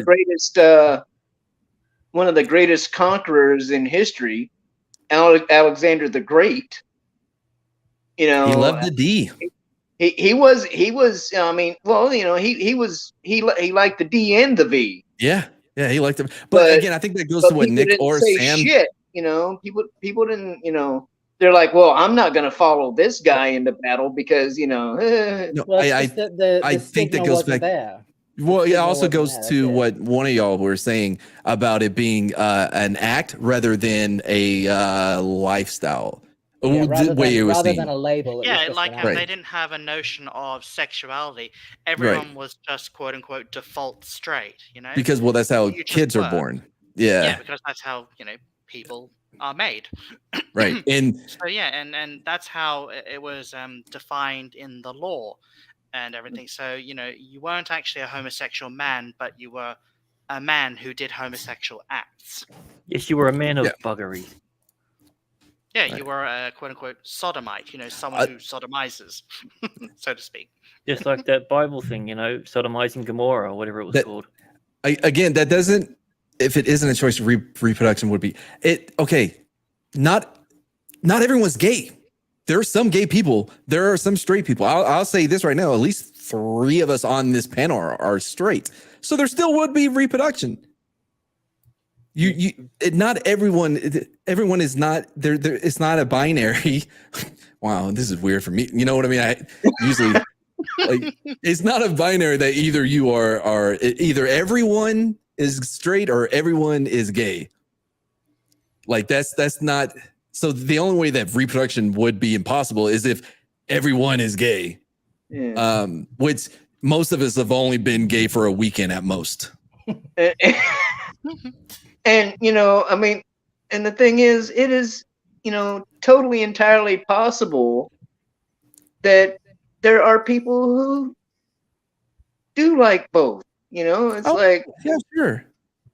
so I mean, it's they like women, they like being in relationships with women, but every once in a while, they just want the dick. yeah. And I think it has to do more with just like bro love than it does. Like I'll say this. Me, I barely, I barely can like stand my own. You know what, Dick? You know what I mean? Like I'm not gonna go chase after another one. Like I like mine. It's a it's a good looking one. I think so. I mean, I hope you do. Right. But I even feel weird. Like, oh man, there's a dick in my hand. Am I gay? You know what I mean? Like you have that thought. Like if this was any other dick in my hand, I would be gay. Anybody gonna back me up? Should we go back to the video? Well, here's the thing. I'm so glad that I said. Hold on. I'm so glad that I said that. I'm so glad I said that when we have 35 people in here. Yeah. We've got 35 people in here this time. 37. Oh. I never thought about that until now, and now I'm rethinking everything. Well, so in the Army, this was a conversation we had a lot because we didn't have anything else to do on the field. We would have if you the argument would go, if you build bridges, you are a bridge builder. Doesn't matter if you're doing it for a company or if you're doing it for your personal reasons, right? You build bridges, you're a bridge builder. A cock in the hand is a cock in the hand, regardless of whose cock it is. And especially if that turns you on, having it in your own hand, does that mean Right. that you're getting turned on by having? Oh, wow! It I've Yeah. never rethink my life. Is there sort of like a male version of autogynephilia? It might be. What? It's not the love for the Yeah, Well- it's what do you call it? It's what people theorize that a lot of these modern quote unquote trans people are. The ones who reckon that gender dysphoria doesn't exist, or you don't need gender dysphoria to be trans. That the theory goes is that these people are actually autogynephiles. Mm. Like they're what do you call it? They're attracted by the notion of being a woman. being a woman, not necessarily that they are a woman inside, but they get off on the thought. I did read that. Oh man, that got in a lot of heat though, right? Didn't the dude get like, or I think it may have been a chick that wrote it. Like she was like kicked out of everything, right? Mm. I can't remember if it was a paper or if it was a book, but yeah, I do know what you're talking about. It was one of those psychologist people, which you don't trust. Yeah. I'll say that, and I've always said this. If I'm known for saying anything, it's this: L. Ron Hubbard wasn't right about everything, but his disdain for psychologists in their entire field, he was onto something. That's all I'm saying. You can't trust them. No one's gonna. Everybody's gonna let me hang out. Yeah, I don't Cool. know. I guess we'll go back to the video. We have gone all over the place. Okay. Yeah. All right, let's see what we Silly to got. pretend like this is some grand gesture, like to just do this in the least visible version of the character. We tend to think of the comic book Superman as the real one, the main one, but is that really true at this point? Superhero comics are a niche hobby for weirdo adult children. Yeah. That Now that was funny. was it? No. I mean, What part? So self-deprecation is always funny, dude. No, but there's Yeah, but reasons why he does it though. self-deprecation. There's self-deprecation, but there's self-deprecation that reeks of desperation. And it's ugh. I mean, and he's almost got the same exact look on his face now that he does in that black and white picture. Well, I mean, it is his face, so. Well, I mean, yeah.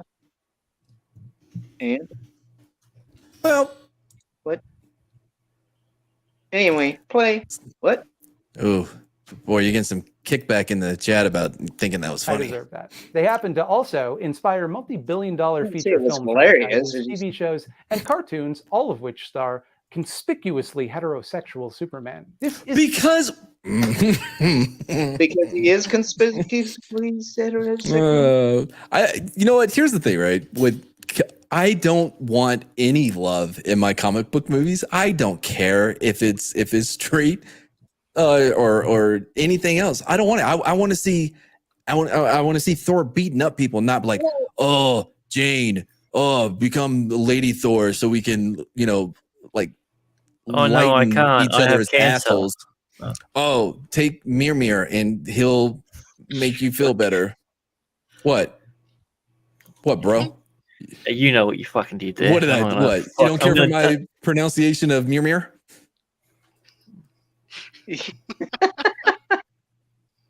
Well, anyway, to address I don't see any Asgardians here. hey, to address Rosetta, it was okay. It was a little bit funny, all right, mildly funny, but it was still like. Is that what I said? I'm pretty sure I said I wanted Thor to beat up people. Did I say beat off people? Damn it. I think Ken may be onto something. I'm turning gay. I'm being recruited by myself. Hey, Mardigan, the thing about Superman here, though, you're talking about, love in comics and all that. Part of Superman's deal is his love affair with Lois. Yeah, gross, right? I have no interest in seeing. Did I say beat off? Well, I stand by what I said. All right, we can move on. Isn't even the main Superman we all know. It's his son. He's not even the most visible version of Jonathan Kent. There's one on TV who at the moment seems pretty straight. I'm sorry. When you say Jonathan Kent, do you think of either one of these iterations of Jonathan Kent, or I don't know, someone's dad pop in your head first? Anyone? No, I don't think of this guy because he's got no powers. Well, neither did. Wait, This is really the only John Kent that I've ever been exposed to. wait. What the fuck was his I'm only dad's just name? now. Okay, what's up with that though? How does Superman and Lois have two sons, but only one of them has powers? That's That's some fucked up shit. That's because there's conflict there. I Like- believe the story goes into it and says something about the Kryptonian DNA being unstable, so especially mixed with human DNA. So in one, the Kryptonian DNA is more pronounced. In the other, it's practically non-existent at all. But they both actually have Kryptonian DNA. It's just, what markers are on and off. Something along those lines. But Forbidden Ruin, do you think this dude right here is an 8 to 10 or 12-year-old? Well, in the show, he's 15. Oh, is he 15? Yeah, like 15, 16, somewhere along those I, lines.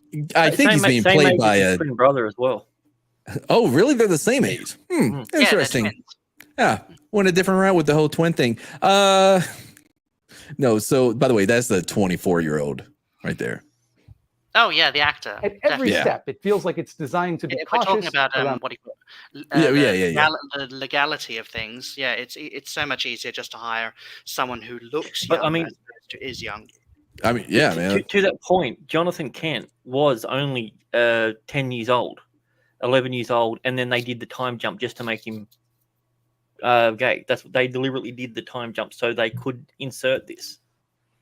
Oh, that sounded better in my head. What were they inserting? Yeah, In- they're inserting their agenda into him, and it turned him gay. It's a part of the recruitment process Ken was talking about. Yeah, and that's another thing that they could have actually done quite well. They could have actually explored his teenage years much better and actually built everything up, made us care about this character. But no, they decided to go with a bloody time jump and just how'd you say jump the shark? Sodomize it. Is it jump the shark or one of them? No. Well, jump the shark is when like a show or movie or whatever goes like too far. You mean jump the gun? Jump the gun. Jump the gun. Well, see what it That's was. being held by the shark. What it was is Jonathan Kent was constipated, so they inserted the gay. See, I knew it was going to be a bad. Like I could feel it. on the character's brand rather than some bold statement of support. And yeah, of course it is. DC Comics is a profit-seeking company. Their intent is to sell more comic books. We can't expect them. Who the fuck Well, is he talking to that doesn't know this? Wait, Like- I'm learning so much. By the way, guys, the sun is hot, water is wet, and Whoa. DC is a profit-seeking company. to do cool I don't progressive think stuff. they are all on- anymore. I mean, I think they've Yeah. got all the money they want and are now just blowing it. Right. Well, I kind of question that last statement there of them being a profit-seeking company. Facts.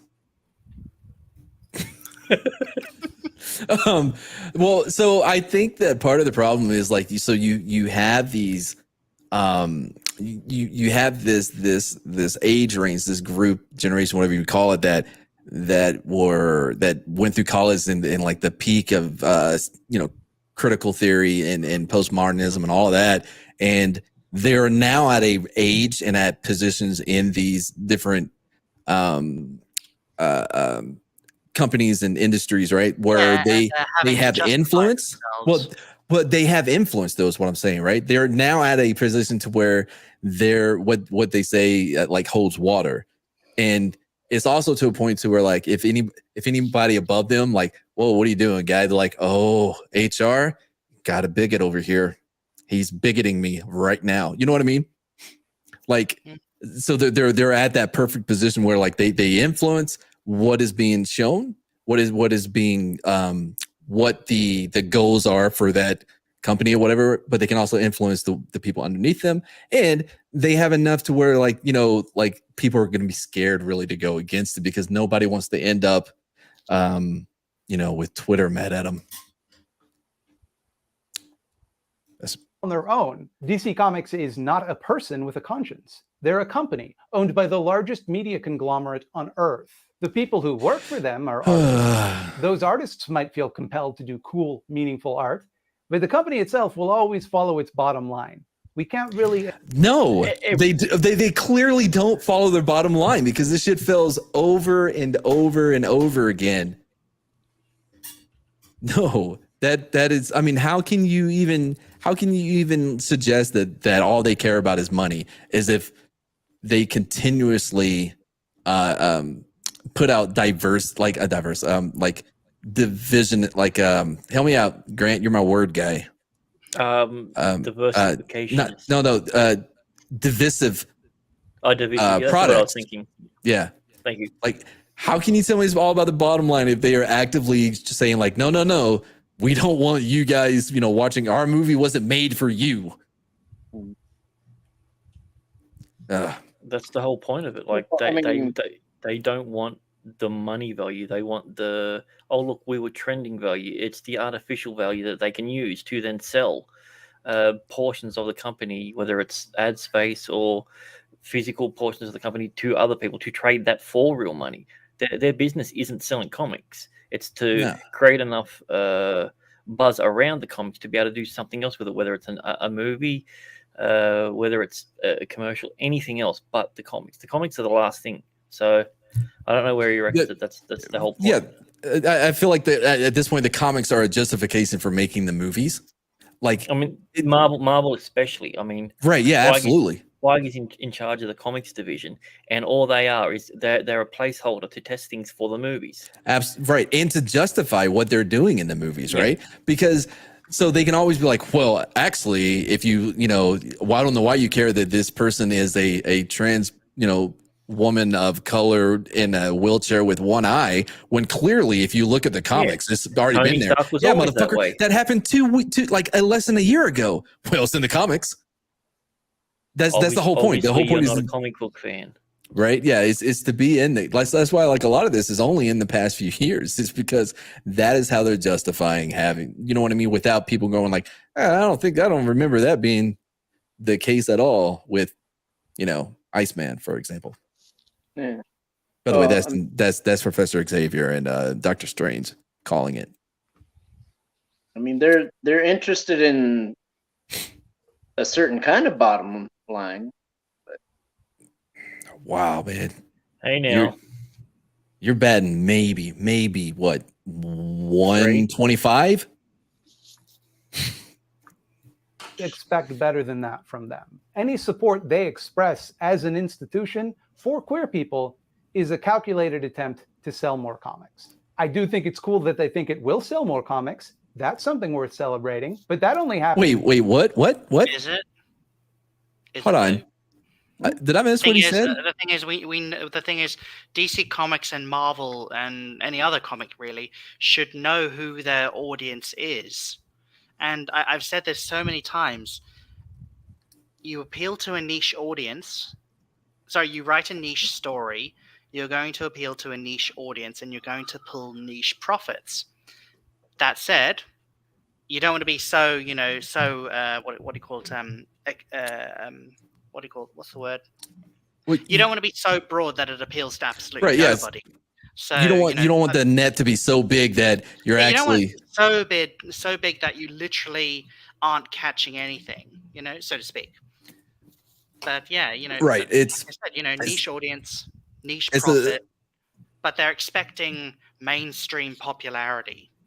It's a balancing act between maintaining, like being faithful to what drew people to you in the first place, that core audience, but being able to expound on top of that to bring in more people, like The Witcher. I didn't play any of the Witcher games. I didn't read any of the books, but The Witcher 3, oh man, I love that game. You know what I mean? Yeah, and that absolutely. It was awesome. Had no idea what anything meant anywhere. I mean, to me, that right there, sets a standard of gameplay now, and that's why I just look at certain games out nowadays, and it's like, what's it? I forget the company who did it. They were able to do that with The Witcher. Why the hell aren't you guys able to do this? Or similarly, CD Projekt Red CD Project. Yeah, something like that. Yeah, I mean, you know what I mean. Yeah, like the fact that you just take a small portion of that. the Red Baron storyline in the game. Absolutely, Yes. You know, Yes. something like that. You could write an entire season around. Yeah. Something like And it's that. one of the first things they give you, bro. It's one of the That's what I'm first saying. things It's they so give early you. on, yeah, and it hooks you in. Like, I mean, there's so much that they could have done, and I think they preferred not to. Mm. Oh, Because dude. they're going, well, I want to save the good stuff for our 9th season when we're supposed to suck. By the way, I am also a big fan of ESG. I think like some of his collaborations with Big Mo and a lot of the other guys from the Screwed Up Clique, you know, the SUC down on the Third Coast. I'm with you. ESG. Yeah, see, I Freestyle was more east than west. So I'm not East or West. I'm Third Coast, baby. Come on. yeah, DJ worldwide. Screw. You know, RIP. I do think it's cool that they think it will sell more comics. That's I something think worth it's stupid celebrating. that But they think that. Why is this super cool? Like, why is it that he in one breath he's like, they're just doing this to, you know, to They're pandering to it, which is wrong. But I think it's great that they're doing it. Yeah, I think it's great that they think it's gonna work. Like, I don't. But that only Way to happens try to be because- condescending to a multi-billion-dollar company. Well, Forbidden Ruin, I say a lot of absurd shit. You're gonna have to be more specific about what I'm being serious about. Like, I mean, come on, bro. The answer is yes, yes, no, sort of. He broke kayfabe. Yeah. Yes, yes, no, no, definitely.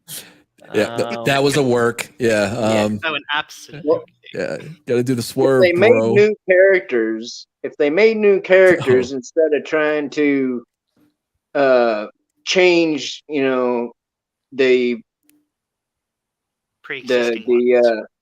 yeah, it's, I mean, you know, make new characters, make them whatever sexuality you want, whatever ethnicity, whatever, and let it go, you know, let it do its thing organically, you know. Yeah, but the thing is too, a big key standard is those new 100%. characters. They need to still be good. They need to still be written well, you know. Well, I mean, So you the can't. thing of it is You can have your new characters, but they still have to be written well. They still have to be good. even if they are written well, the problem that they have is because the market is so saturated. They need a name, so they would rather change character X, Y, and Z because they've already got 10, Yeah, 20, I mean 50, that's 70 years worth what do you of. call it? It's star power. Yeah, they're just You know? they're It's a borrowing. name that's kind of put bums in seats, so to speak. But the thing is, these people don't want to do the hard yards. They don't want to put the work in. They don't want to build their character up from nothing and go on and on and on until we all adore them, or they've given us a reason to adore them. No, they just want to take some name and slap it onto some nobody. Well, so the problem, I honestly, I wasn't listening. I was looking up ESG. I was like, oh man, what tracks did I play from him to prove my point? But the problem though is with the whole like making new characters, they're immediately going like, but equity, like they have such a high, like a head start. Like, yeah, dumb, but like they put in the work. You know what I mean? It's not as if like just because like Superman was. I don't know if this many people are going to jump on me for this. Like, was he the first superhero? I don't know. Let's say that he is, right? For this. No, for this. And I'm not talking like, well, actually, in ancient Greece, they had blah, blah, blah, blah, whatever. No, I mean, Shazam came out 2 years before him, so. The Sinbad movie? Dude, that didn't come out until like the 90s. Mm-hmm. 2 people got that joke, and they love it. No, I got it, but I don't want to go down. I don't want to go down this whole thing because then you're going to be talking about And fucking you Berenstain talking about Bears my again. jokes tonight. But no, that was a good joke. I'm more like a ninja. Like I'm looking for one person that laugh.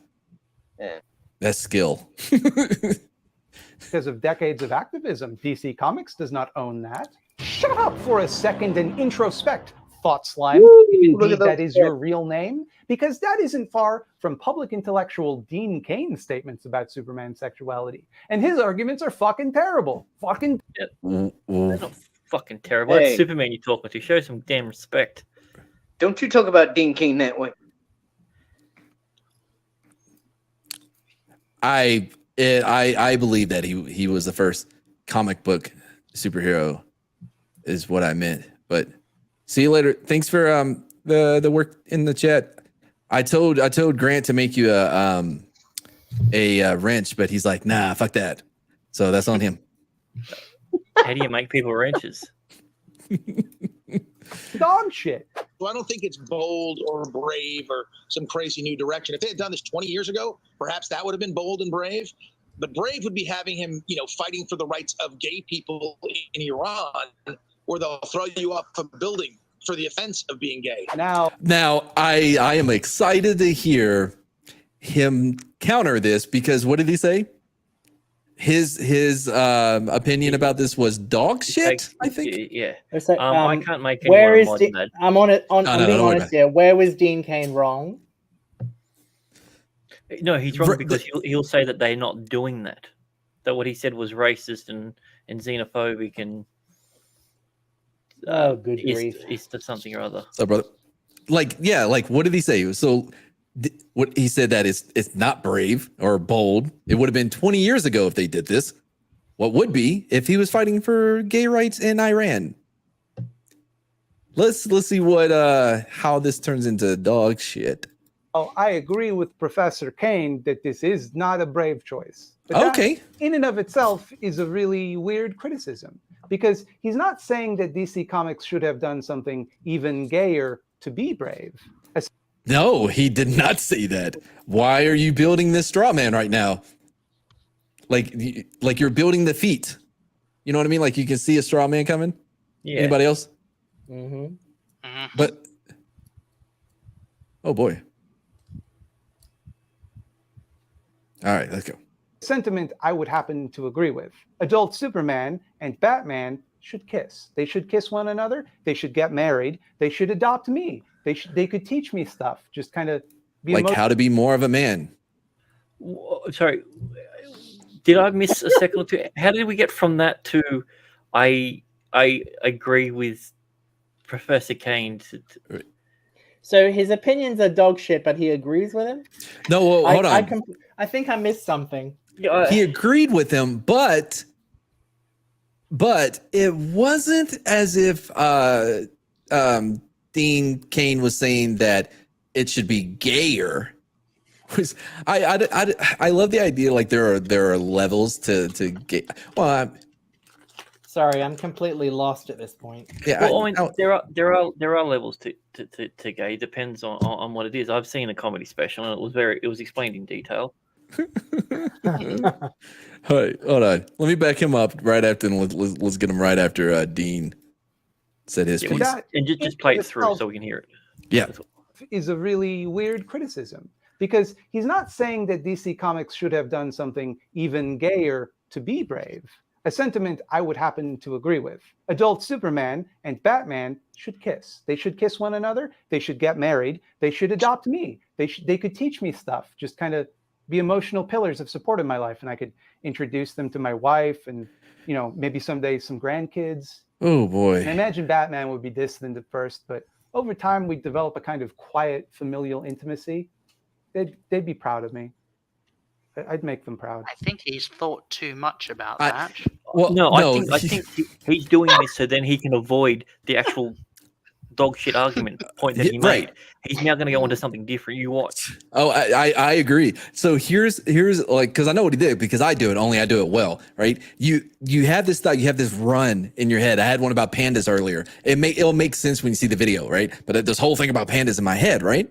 And so that's what he did. He had this little bit that he came up with in his head, and he was like, dude, this is gonna fucking kill. This is so genius, right? People are gonna love it. Oh, and like he just wanted it to be there. Does that make sense? Mhm. Like it also it was Wanting it great to be because there like like a father that gets cigarettes. I understand. doesn't even smoke. What was Dean Cain's Dean complaint isn't even that he's not impressed that this is overdue or no longer a big landmark thing. His complaint is specifically that it isn't brave, that it didn't take courage to make Superman bisexual, and therefore it was not worth doing. To which one should ask, why does it need to be brave, Dean? It would also not be a brave choice for Jonathan Kent to be straight, or for his sexuality to be left ambiguous. Wait. Huh. What? So he's not arguing his point. He's arguing the fact that he used the word brave. Right. Yeah. Yeah, so now we're not actually attacking his argument. We are now stooping to semantics. Right. Okay. No, because they do. I mean, that's a part of Superman's character is being brave. Like that's the whole point of it. Like he. Correct me if I'm wrong, but didn't Dean Cain also use the word groundbreaking? Yeah, that's right. Maybe not. I don't know. I haven't been listening. Maybe just talking about excavating. What? All right, we can go. I was looking for something, but y'all stopped talking and giving me opportunity to find that thing. So let's go. It's not a brave choice for him to wear a cape and a big S on his chest. Superman always does that. Brainiac Caniac seems to be suggesting that the only reason to involve a queer character in a story is to deliberately agitate for queer rights. No, he did not even. No, that's not even what he. No. He did. He built a straw man. He built a straw man just to attack that argument, as if it was doing. What's up, and also, Bradley? Brainiac Caniac. That's like Brainiac is like one of the best characters in it. So you're constantly big upping him in trying to insult him. What? Hold on. I love. By the way, I loved how he threw in just a little bit. Like it's not brave that Superman wears an S and a cape. He always does that. Like, so he's like, so keep that in mind when I'm about to completely, fuck all. Like, like. Hold on. Let me back him up because I hear. Hi, Kai. Hi, Kai. Howdy do. That was too happy. Read the room. Oh, okay. Let me change that. Hey. Not That's much Eeyore. better. Nick. The reason to involve a queer character in a story is to deliberately agitate for queer rights. Once those rights have been secured or just agitated for sufficiently, it is no longer necessary to have queer characters in media. That's not what he said either. How the hell did he come up with that argument? He came up with that argument because he's attacking motives, Nick. Yeah, that's the point. Because what Dean Cain said, he said, "Look, no, I don't think it's brave and bold at all. Because like 20 years ago, yeah, I think that would have been bold. Or if like they would have." That's called an opinion, and Dean Cain is allowed to have one. Last I checked. It's funny how these people are often. It's like we're talking about superheroes, and yet these people are the mind readers. But that was way clever than it should have been. I like that. I will say this though, in his defense, it is a lot easier if you're attacking or you're trying to debunk things that were never said or are completely made up by you than it is actually addressing someone's points or opinions. Like, yeah, well, it's like what it Matt is was easier. saying, it's like what Matt was saying about how he hates Mexicans. Mexicans are a rich, you've got a rich culture and everything, and that's yeah. All I said was that you can tell what part of town you're on by how spicy the queso is at Taco Cabana. Taco Cabana, right? Like, for instance, I'm in San Antonio, and like I know when I'm on the white side of town if I can eat the queso and not be like, hi, because they know. They're like, oh, we're setting this up and I'm Hispanic by divorce. I can whatever. Let's just go on. It's not racist. It's just an observation. Yeah, it's true too. The guy is kind of right in the fact that I'm sorry that the comic book people are trying to agitate. Wait, Shellback, are you on a delay? No, I don't think so. No, I just think he's sharing an opinion. No, he did mention agitate in that last part of the thing, so I get where he's coming from. But and also, my girlfriend, I'm not even going to read her text. I'm just because I already know what she's saying. My girlfriend is also part Mexican as well, Hispanic as well. So I just want to make because I automatically always say Hispanic by divorce, but I am also Hispanic by significant other. I've been Hispanicized by my girlfriend. No, that's not Hispanic. a thing. Oh, that That sounds sounds worse. painful. Yeah, I've been Hispanic. Hispanicized. I eat chorizo and egg. We can move on. Well, you're also black by adoption, right? No, I'm black adjacent. My stepdad was black. Yeah.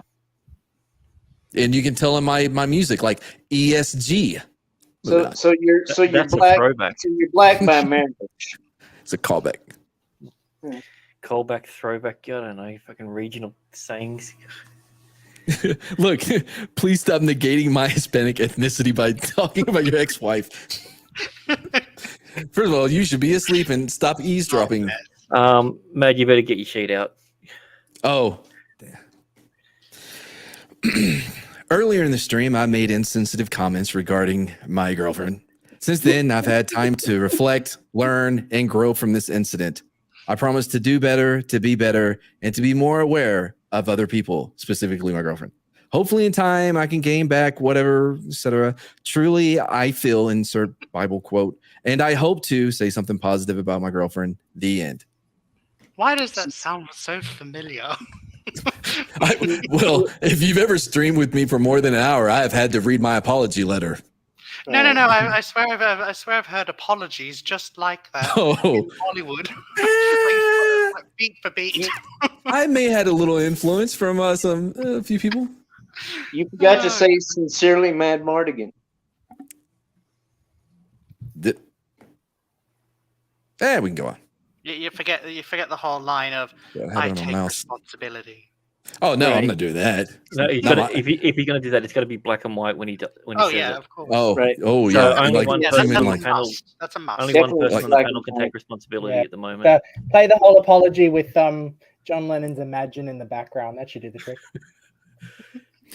I take responsibility. Something like that? No? Yeah, you got to say don't bitch in it to make it real really work. heartfelt. But no, I don't take responsibility. I have a traumatic brain injury, so fuck off. Blame it on that. Blame it on the brain. All right, we can go on. Are we talking to Yeti? Jesus. In other words, the inclusion of queer people in fiction can't happen merely to reflect reality, where indeed many people are not heterosexual. It has to be justified by some greater political need. Queer people can fight for their right to peacefully coexist with straightos, a right they are fundamentally entitled to. But once they secure it, they should quietly stop existing. It's no longer brave. Who's arguing that? He looks like he's just said something and he's just realized that the person he was talking about is standing across the room. With a gun pointed at him. Who said that they shouldn't exist? That's it. Who's arguing that?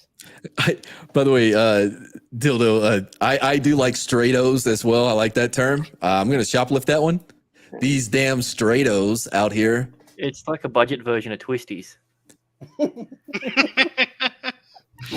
Nice.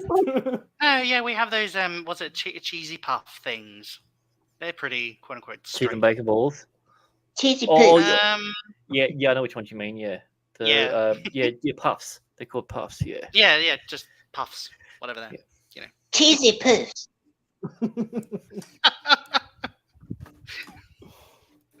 No, but the Twisties gag was gold. Oh. Yeah, I did a funnies. I usually do racisms. So Oh, that's okay. It keeps everyone on their toes. I have Twisties actually. It just reminded me. We're not allowed twisties. I got the new flavor. I just typed out. I just typed out in the private chat. Hey, be right back. Keep it going, please. The first thing he does is let me bring out this loud bag so I can crumple it into the mic while he's like 3 minutes. Yeah, have you ever heard of Yeah, no, ASMR? Right. It's a big thing nowadays. You've never heard of asthma? What? Yeah, I had an asthma attack when I was younger. Yeah. Welcome asthma. to ASMR 101. I'm trying to figure out this guy's entire point because it seems like he's playing both sides of the fence, but then just being snarky on one, so he can say, no, I was very even, but he's not really making any points. He's contradicting himself, and then acting as if there's a third person as arguing with, which is He's us. also arguing positions that people don't hold. Yeah. which is a problem. As Mad would say, straw manning. But yeah, and that doesn't help. He's also attacking motives by accusing people of having, ulterior reasons for saying what they say or doing what they do, which is not an argument. And then of course he's also stooping to calling people names, which doesn't really help. But I mean, calling him brain, he's saying he's smarter than Brainiac's the smartest person in the DC universe. So I mean, I don't understand why that was supposed to be an insult. Is he saying, "Oh, you're so smart"? I don't get it. It's just his whole shtick. I don't know who this channel is. I don't know. As far as I'm concerned, with this dude, the wheel's spinning, but the hamster's dead. Oh, I don't want to know what happened to it. Well, I'm still being entertained, though. I don't know about you guys, but I'm being entertained. Wow. Yeah, no, it's fun picking at his arguments and everything and just discussing it. Yes, I do enjoy a good EFAP. I think it's the easiest way to describe. We're 5 minutes into a 30-minute thing, so at this rate, we've only got 6 hours to go before we finish it. Yes, we need to. My biggest problem with this guy, though, is I think he should have a Space Invaders T-shirt on instead of Super Metroid.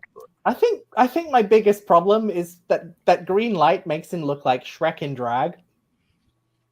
Yeah, it's weird because the last one he had, the green light was going all the way behind him. Now it's just on his face because he's wearing a dark shirt. He's got a dark seat, so you don't see it. It's just so out of place. It's only on like half his face. Yeah. That's the point of the bisexual lighting. Fucking bifocal lighting.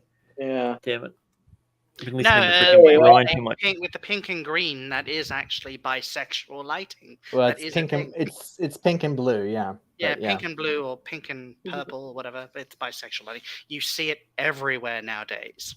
But the problem with the green, he looks jaundiced on the other side. Like he looks like he's legitimately yellow. There is nothing wrong. There's nothing wrong with the color purple. Okay, that happens to be my birthstone color. Okay. Yeah, no, Prince was amazing in it. Prince is like,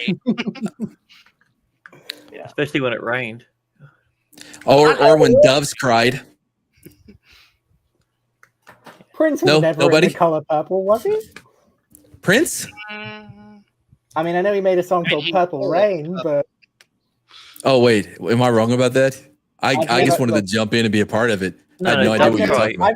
I've never seen the movie, so someone's just gonna have to correct me. Can we get somebody in the chat to verify if Prince was in the color purple? I'll have a look. Oh, in the color purple? No. Well, he was literally in the color purple because as in his wearing outfits. Purple. He had purple outfits. So yeah. Yeah, if we're being literal. Yes. No, he wasn't. I didn't think he was, Tina. Thank you for backing me up on that, Grant. All right, moving on. And hey, Dean, that's a pretty fucked up double standard, Dean. Hey, what's his name? It's not a double standard because he's not arguing it. That's the point. Hey, not Slime. That that's pretty shitty, bro. Like that didn't happen. Like, nah. No, you're watching. How do you have an argument? How do you have a straw man argument and still lose the argument?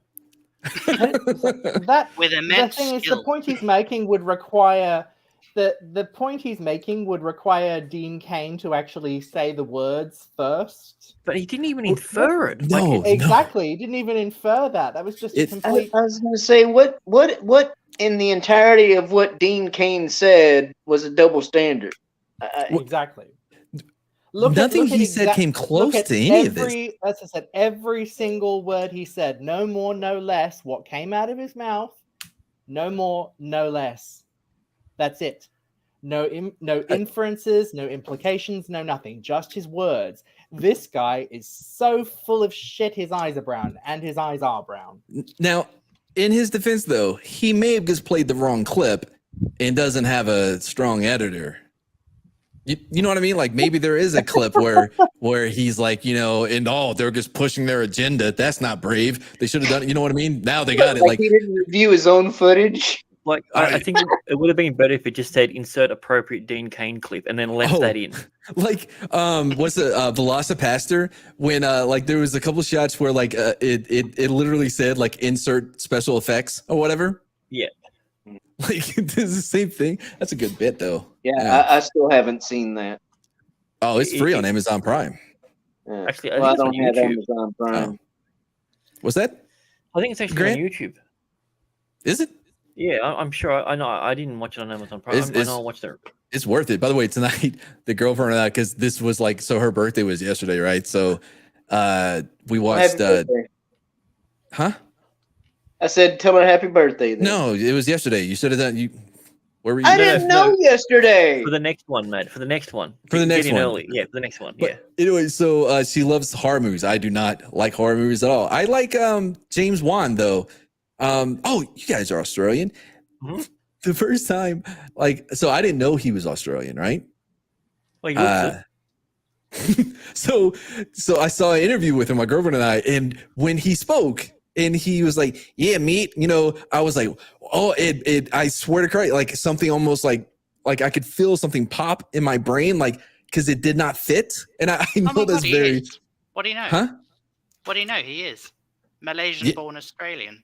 Right. Like I get that is just my not biases, but like my assumptions based on his ethnicity or whatever, that I don't associate that with Australians, even though I know a lot of Asian people do live in Australia, because I watched a 30-minute comedy show about an Asian dude that went to a college in Australia with other Asian people. It doesn't matter. Anyway, but yeah, I guess.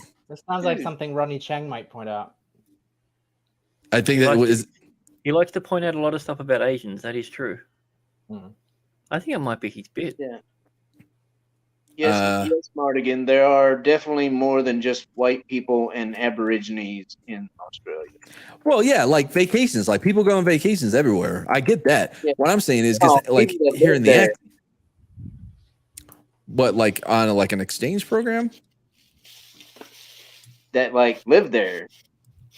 Australia is like the United States of that part of the world, man. People do immigrate here. You know that, right? So I don't know if y'all think I am being serious or am I not? We've got, as I said, we got Asians here. We got Asians here. We got black people here. Did you notice how we said Asians twice? Because it's just twice as big as you always think. Right. The population. The one thing I've never seen though are any Latinos. No, we don't really get very many. We don't really get many Latinos down here. We have a lot of Greeks, especially down in Melbourne. A lot of Greeks in Melbourne, yeah. Well, Melbourne's supposed to have the largest population of Greeks outside of Athens. See, Mardigan, it doesn't matter whether we think you're serious or not, because either way, it's fun to lecture you. Yeah. You're going to have to apologize to your girlfriend for that one. Yeah. I forgot where I was going with that. Oh, we watched Doom, by the way. That's what we ended up watching it because, like, so when Dune was coming out, she was so excited because she thought everybody was saying Doom, and she played it on Linux, or I forgot what she said. She played it on some old computer thing, but she was like, I was so excited that I thought Doom, there was a movie coming out. She had never seen Doom with The Rock. Boy, that thing holds up. Do yourself the favor and watch that, Jim. Kai, trust me. Kai, trust me. Check the private chat. There's enough spicy food in my neighborhood. We've got a lot of Indians here. Oh yeah. Anyway. And hey, Dean. Lovely food. Yeah, great food. I love Indian food. Really? Yeah, I love it. I stand by, like, I have a few rules when it comes to food, right? One, I don't eat anything I can't pronounce. That's just a hard, like, rule, you know? But you can't pronounce curry? What? Yes. If you would let me get to my second rule,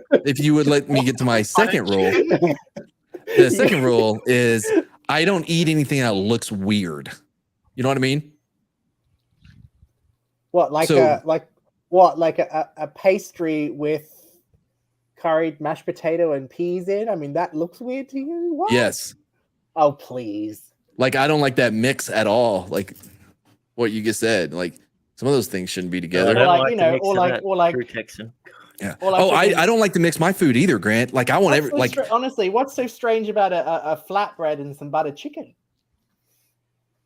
Honestly. Oh, okay. Look, obviously there are exceptions to the rules. You're trying to thought slime me here. But no, look, I was in Iraq. I didn't eat anything other than the bread because I'm not crazy. But so real quick story. We got time. Is this about your Story poo? Yes. No, it's not about Indian my food is so good. It is so good. No, not my poo. So what happened? All right, I was gunning in the truck in the Humvee, right? And because Brandon, who usually gunned, he was at this minesweeper course where like they taught him like if you get like a stick or whatever, they would teach him how to like poke in the sand to find landmines, as if we would ever like pull over our vehicles. Like, Brandon, get out there with your stick and see if we're okay to keep driving. But that's where he was. Anyway, so I'm gunning, and we had like a mortar guy like come in to drive the Humvee, right? And this dude wasn't like it started off like where the vehicle behind us called up, we're like, hey, Red 8, a lot of smoke coming from the back of your vehicle. I'm like, bro, did you turn off the emergency brake? He's like, yeah, man, it's up. Oh, my. So we call back, yeah, hey, Purple One. I forgot the real name, but the guy's name was Barney, so we always call it Purple One. Hey, Purple One, yeah, we figured out the problem. We're good to go. Anyway, so we're going through this Mahala, right? And there's generator like cables that are really low, and like so he's driving, they get underneath the turret, right? And I go, stop, and he goes, go, and then takes the fuck off, almost ripping me out of the fucking turret. Because the wires like came up, grabbed me, and thank God he fucking stopped. Like, but we've ripped down all those fucking wires, so the whole Mahala was out without power. So we had to stop, and throw some casts. Like we had petty casts that we carry, like in case shit like that happened, because shit like that happens. And they brought out this giant bowl full of what I'll say was ethnic chili. Okay. Oh, Now, my. everyone there was like, no, thank you, but no, I'm good. One mortar guy, like I think it was like his second time ever to leave the base. He's like, oh man, this is so good, and just kept eating it. I'm like, bro, you sure that's a good idea? He's like, trust me. Trust me. My stepmom was Hispanic. We had spicy stuff all the time. I'm good, right? We didn't see him again for a week. Because he could not leave the porta potty. Like that's just where he lived for a week. Oh, Did you have bastard. to freeze the toilet paper? Well, we would have to like drop off like water bottles. Not us. We didn't give a shit. He wasn't one of our guys. We're letting the mortar, they take care of their own. But they would like drop off like water and like put a little food tray, and then you would hear him puke as soon as he smells the food. And yeah. Oh, that'd be awesome. Just keep throwing different foods at him just to see what really triggers him. You're like, all right, chilies are bad. Here, let's see how bread goes. Poor bastard. Bastard. Matt is not stealing a story from Generation Kill, which by the way is a great series. Dodo, you can say a lot of things about me, but I have never stolen a story from anyone. I have had enough experiences to where I do not need to do things. And it's always bothered me when you ever caught somebody trying to tell the story that you told them like a day earlier? Yeah. Sorry, Especially bro. when they end it, yeah. And then I said, you can kiss my black ass. You went, oh shit, that's right. Like, Oh, goodness. look, if I wanted, I would. So, whatever. All right, we can go on. Anyway. That's a pretty fucked up double standard, Dean. I know you're watching, Dean. Obviously, hetero people have hetero rights. Would Dean Cain or anyone else have felt the need to speak up if Jonathan Kent had a girlfriend? I don't see what's so brave about Jonathan Kent having a girlfriend. Why, Superman's been kissing girls for a frog's age. And it also kind of assumes that the fight for LGBTQ plus equality is over, while also ironically kind of demonstrating it is very much not. How? No, motherfucker. Prove that. See, Prove the problem how. is he's taking issue with Dean Cain saying it's brave.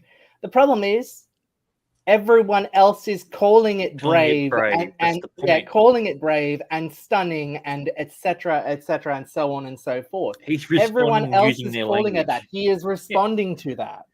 Yeah. What I want to know is that how him saying that this is not brave or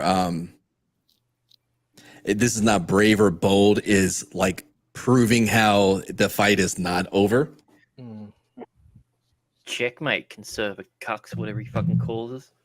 Conservatoids. Gotcha. I just say you got a double standard and don't prove it. It would be And a double also, standard. It would be a double standard if that's what he was arguing, but he's not. Yeah, but he didn't say that 100% by the way, LGBT listen. rights are done. Are No, finished. no, that's Well, it. what he's suggesting, the closest thing is that he get to is suggesting this is where the real problem is, and he's not even going to mention that. They're not that would done make him because certain racist. people won't let them be done. Yes. Well, I don't. I don't know. Is it state by state gay marriage over there, or is it an entire No, country? it's dude. Yeah, it's everywhere. Like What other ones? What else are they fighting for? well, when it comes to cakes, Special treatment.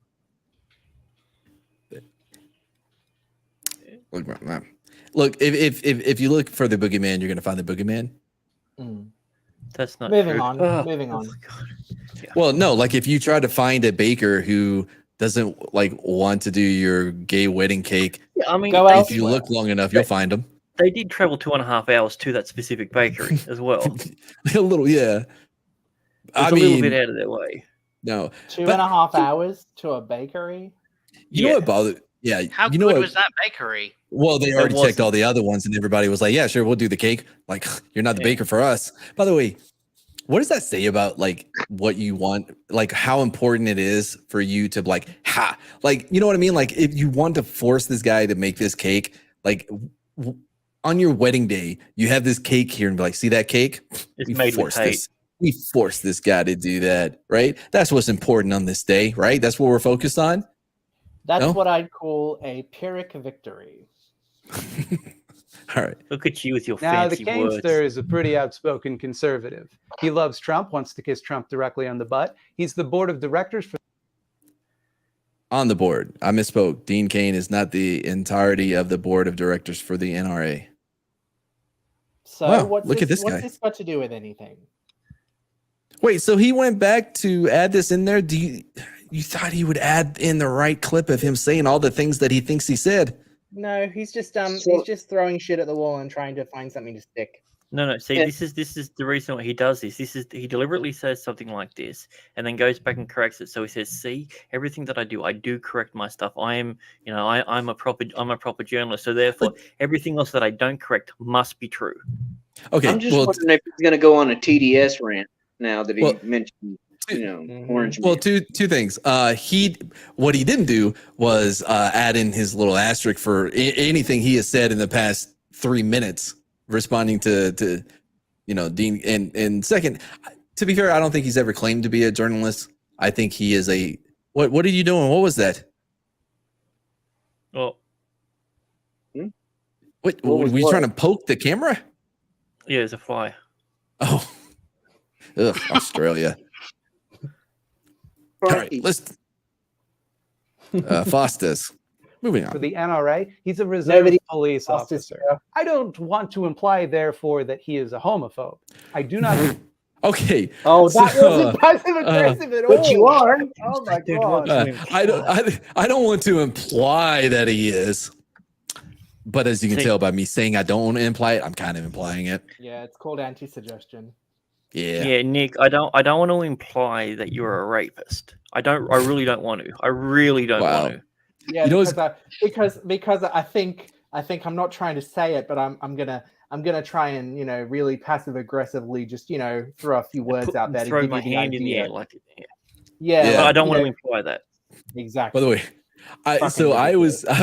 I had a similar thought to Grant. I was going to say, now, Nick, I don't want to imply that you're Australian. Now, he went a little different. A little I bit like more how we both edgy. decided we went, yeah, fuck it, Nick's the one we're going to get. Yeah. In spite of the fact that you're both responding to Sam. Well, Look, I mean, man. Oh, well, Look, same diff. Nikki, the distinction hardly matters. Yeah. I mean, your pitch is black and white. You take responsibility. I mean, that's what it's, so it's all good. Yes, yes. Oh, yes, of course. I take responsibility. Look, a year Sad ago, music playing in the background. fuckers, I made one of your pictures with a fake like evil mustache on it, so that we could tell you two apart. But they're like, oh, I don't want to be seen as a bad guy. That's bad for my image, or whatever. Matt, I've already got a mustache. I don't need Yeah, one. I can sort of see it. Yeah, you need different voices. They do. But clearly. Very slightly. By the way, let's look about the video. We just lost like 20 viewers on that little Okay. thing we had. Oh well. now I'm conservative. chasing the views. Quick, full screen, are full screen. Oh homophobes. god, we're losing more. But they're more comfortable with homophobia than normal people. Like they're more likely to be homophobes. Wait, hold on. It is very much not. Hold on. Bullshit. Now the Bull Kane's effing dog shit. age, and it also kind of assumes that the fight for LGBTQ plus equality is over, while also ironically kind of demonstrating it is very much not. But I'm not going to tell you how. Now the Kanester is a pretty outspoken conservative. He loves Trump, wants to kiss Trump directly on the butt. He's the board of directors for the NRA. He's a reserve police officer. I don't want to imply, therefore, that he is a homophobe. I do not think all conservatives are homophobes. But they're more comfortable with homophobia than normal people. Like they're more likely to be homophobes, obviously. So there's so much there. One, he considers conservatives in general not normal.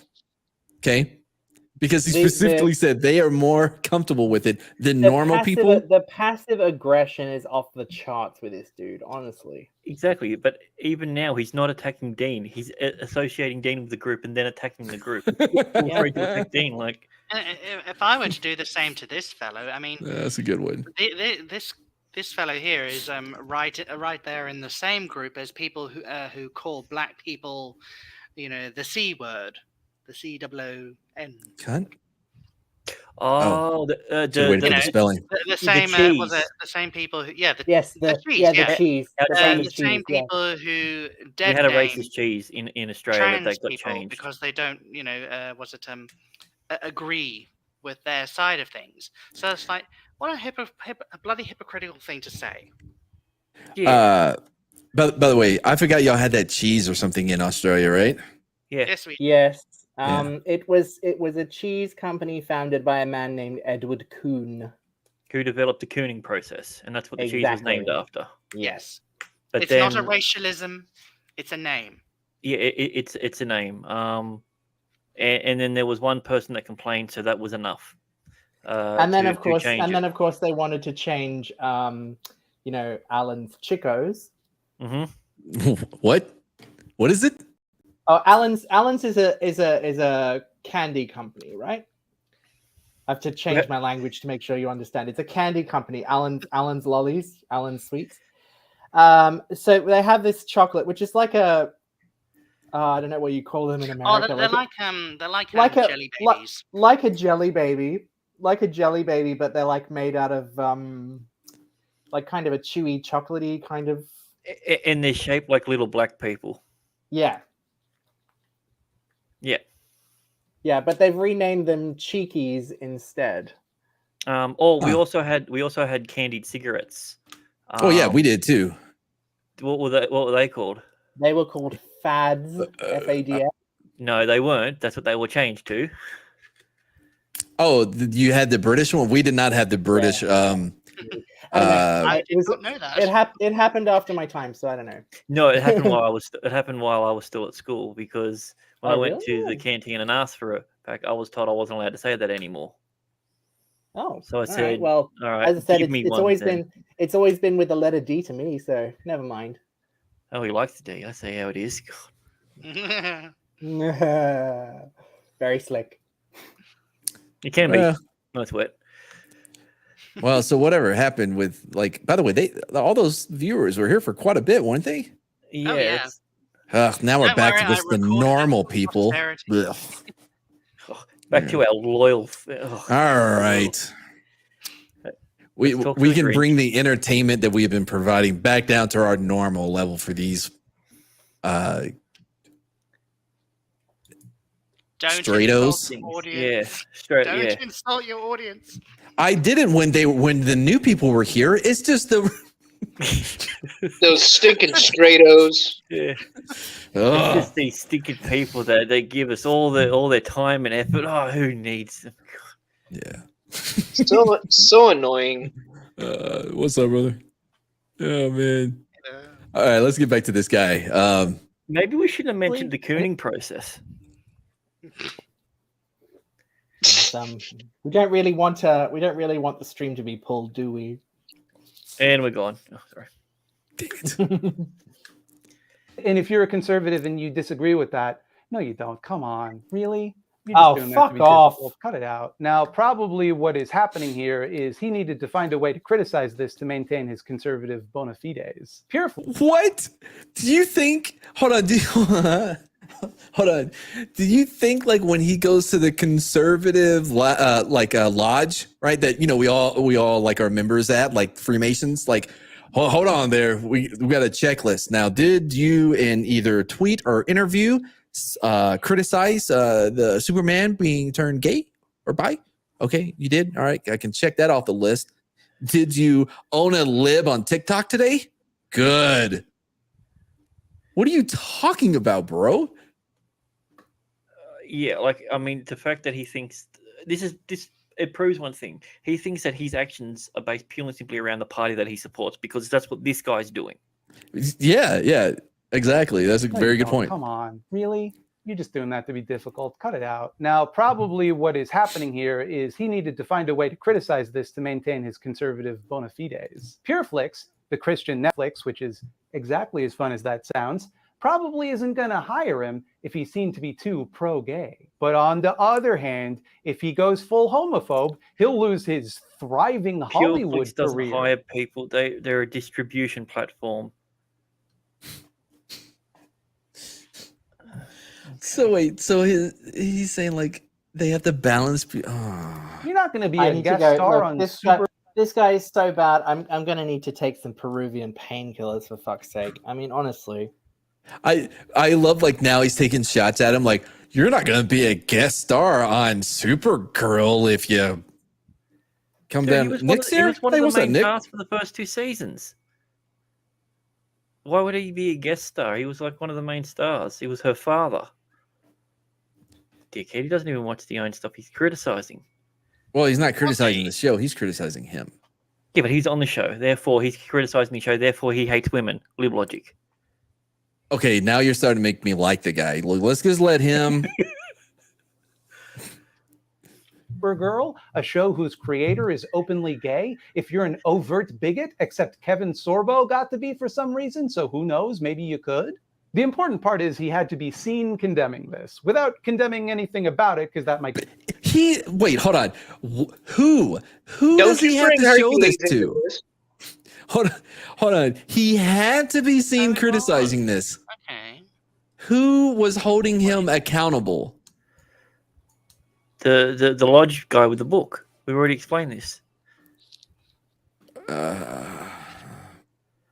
Get him in trouble. So he just said some shit out of his mouth, like he just said words that when arranged into a sentence gave the impression that they were negative, but didn't make any logical sense in context. No, Yes, mother,fucker. like many That's of your you. points. Makes perfect sense. That's everything all of your response to him is that you described. You projecting fuck. And I know that there are certain people on YouTube, I no offense, overuse the word, they're projecting, you know what I mean? But Yeah, I think he's yelling at the mirror. We should get him on we should get him on your show. We'll talk it out. I want to know what he thinks it means for himself. Dude.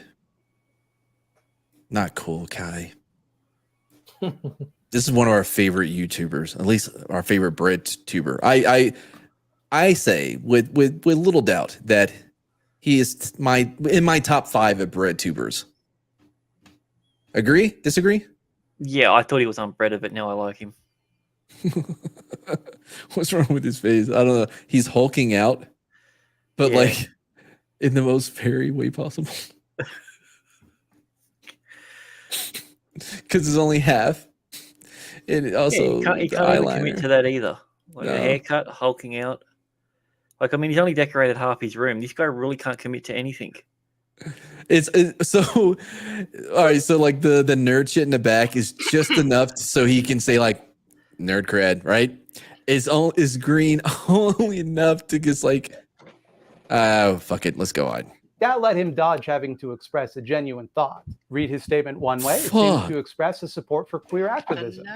Read it another way, it seems to suggest that the existence of queer people is itself a form of activism, and that therefore queer people are all serving an agenda. This is one of your classic choose your own deans. What do you... All right, hold on. I want to go with this. Choose your own dean, right? By the way, I love that he's bringing up this whole, if you can read it one way. By the way, we listened to it, motherfucker, as you did. You played the fucking clip. But anyway, that's a nitpick, I know. But you can read it one way and he's supportive of them. You can read another way and he like, but then why are you like bad faithing this motherfucker? You know what I mean? Yeah. If you're in the reality that there are multiple interpretations of what he said, why are you automatically going with the absolute worst interpretation there was? And if because because this guy is a bad faith actor. That's all he's doing. Arguing in bad faith. Exactly. All right, Superman, a character you portrayed in a middling, fucking dick, 90s TV show, now has a bisexual son, also named Superman. That's not his fucking name.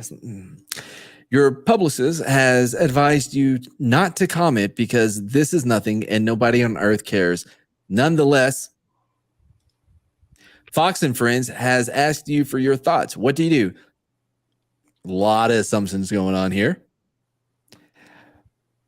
I condemn this. Turn to page 69. 69. This is fine. Turn to page 420. 420. Who cares? Turn to page 1312. Get it? White supremacists. Ramble incoherently in hope nobody calls you on your bullshit. Now,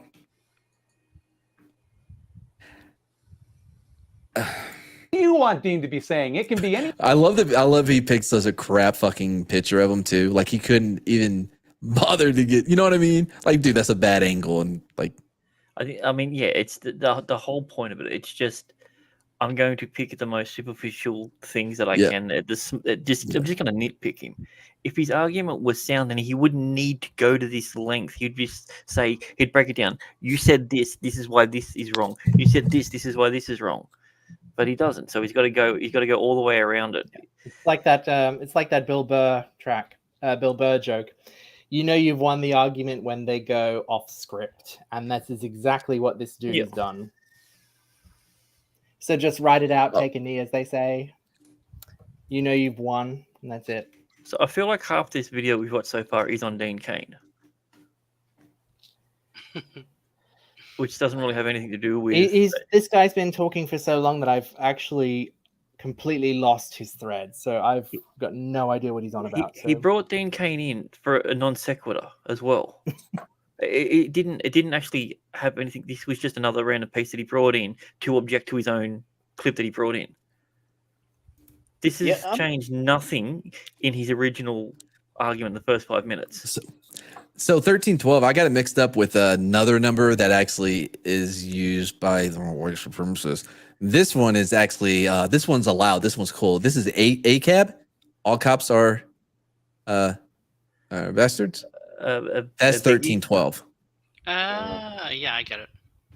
Yeah, my Yeah, bad. no, you were thinking of like what, the 1614 project or Something. something? No. It's a number associated with white supremacy. It's the number that they use. I can't remember what it is, or what it really means. But anyway, 999, isn't it? No, that's Oh, something else. 1312. Okay, so A B. Okay, now I get the. I'm like, I didn't understand the significance, Yeah. but yeah, now I do. Yeah. By the way, can you say that as if Asian people aren't just considered white now, depending on what they need? So Yeah, he's according to he's Yeah. white. Not this one. It's a different one. No, he's let me find it real white. quick. He's half white and half white adjacent. Yeah, half white adjacent. Yeah.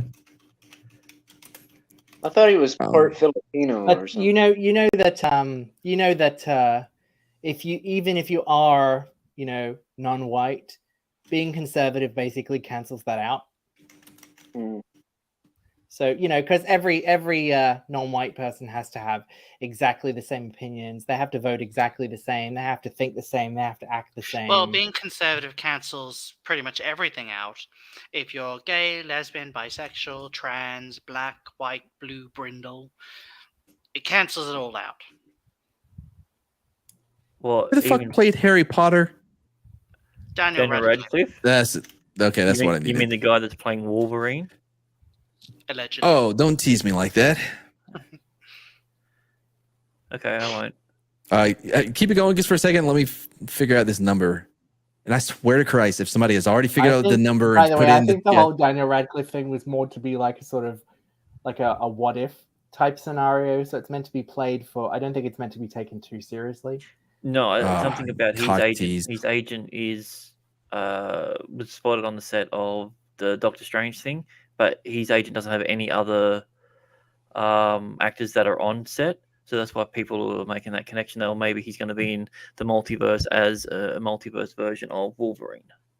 Yeah. Wait, damn it! I don't think it was him. Was it him? No. What are you trying to think, mate? Use your words. No, y'all talk. Ignore me. I can't. Oh, you flip the page. I want to know what happens on the next page. Wait, what? No. Just keep talking for a second. Let me find. Yeah, so that's why people think it's gonna be Radcliffe. But yeah. What made them jump on the idea of Wolverine? Well, because I think there's a screenshot or like a I don't know whether it's a what do you call it, like a Photoshop thing going around and people. I've seen that. But what makes people immediately think that Daniel Radcliffe? Oh, because he was spotted very hairy, like beginning of the year, growing out all of his. He had a big beard, and he had hairy arms. So. Okay. And he's short. That's all it is. I mean, people will find weird things. I mean, how did everyone think Richard Gere had a bloody gerbil up his ass for years? Comic Fusion, everyone in Marvel is a gay, lesbian, and bi now. Pretty much everyone. That's Cosmic Fusion, Nick. What did I just say? Comic Fusion. Sorry, I meant Cosmic Fusion. Sorry. I got it. Okay. Everyone's gay and bi and lesbian nowadays. Yeah, he got pegged by Cyclops. It's 1488, I think, is the number. Oh, that room in the hotel where all the haunting was happening. Oh no, it's 1408. Never mind. Yeah, 1488. So it's used in various combinations as a code used by neo-Nazi and white supremacy to broadcast hate speech in a covert manner. 14 refers to David Lane, and 88. David Lane, no, he's black. He's a musician. Oh, it's about that German guy that loved dogs, and if you love dogs, you're just the same as him. Oh, Angela Merkel. All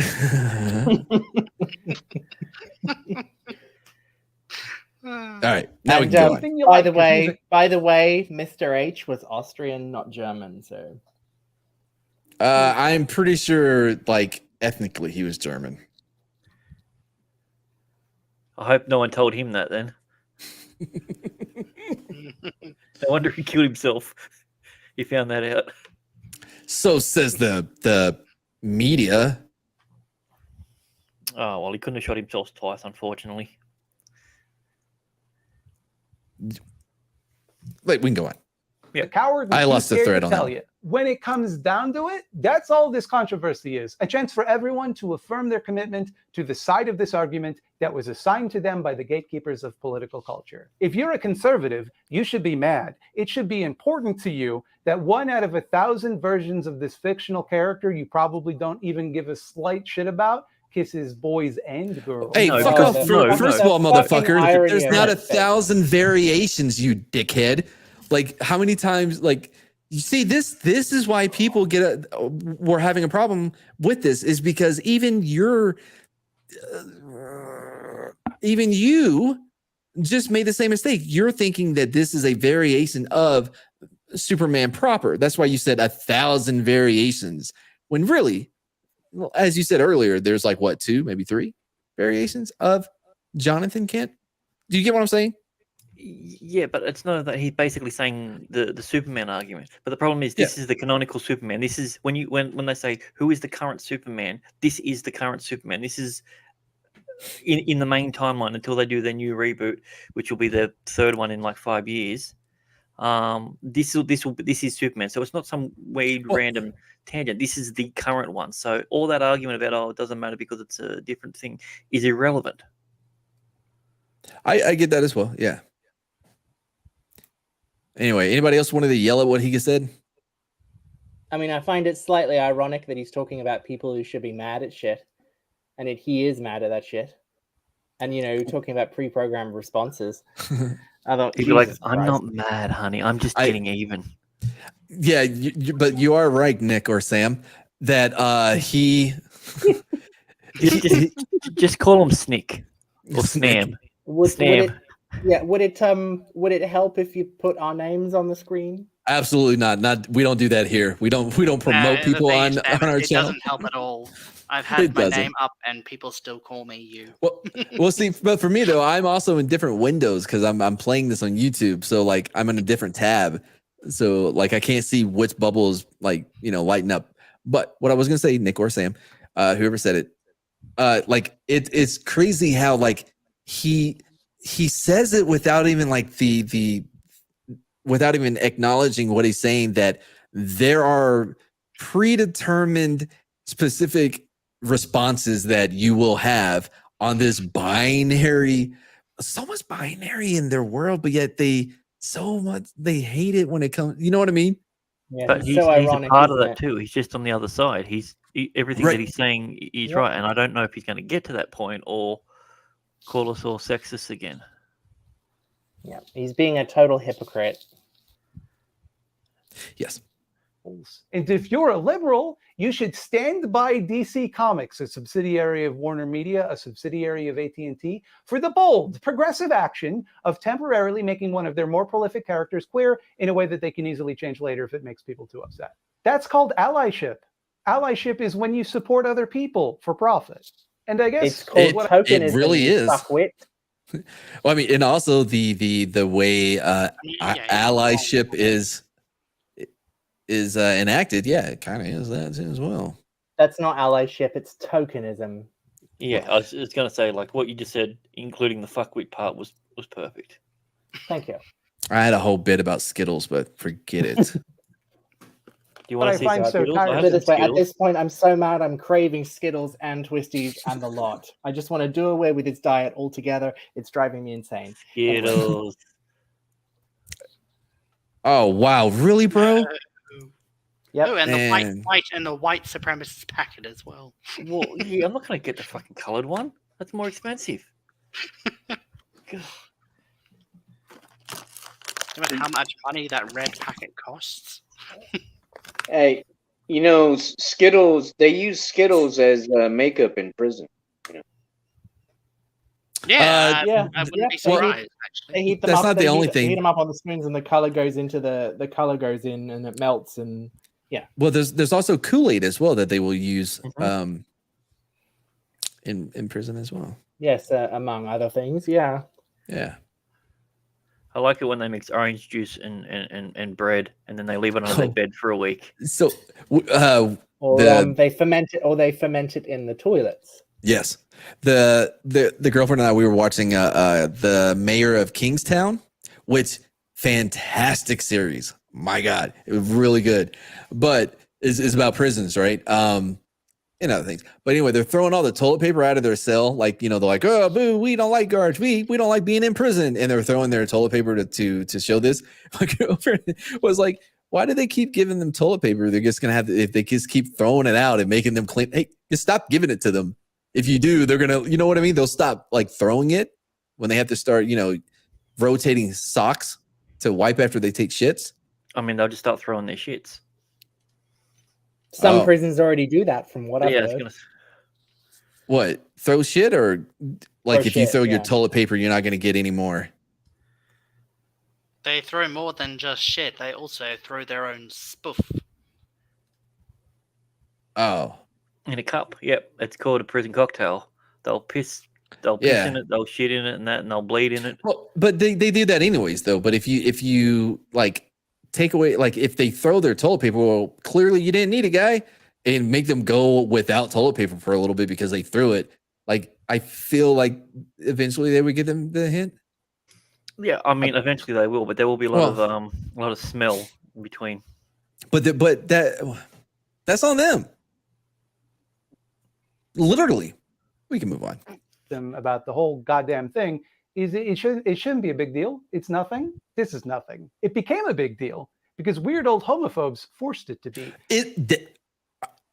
That's why it became a deal? It became a big deal because DC marketed that way. They want the audience who want representation. They want the audience who say, I feel seen. I've never seen X character who looks like me when I was young. They're appealing to that audience, and you guys are just lapping it all up. That's why they keep bloody pushing it. All right, let's keep going. We're going to power through this. Nobody involved in the discussion cares about the thing being discussed. It's a conversation designed to obscure a more meaningful conversation. We're all pretending. Again, how ironic that he's talking about this right now. Yes. Also, by the way, I have a good feeling like the last 10 minutes is just going to be him. Like, and my sponsor today is fucking whatever, League of Legends, whatever the fucking shit. About Superman, the fictional superhero who wears underwears, when in fact it is a discussion about whether or not queer people get to exist. No. I hate this so fucking much.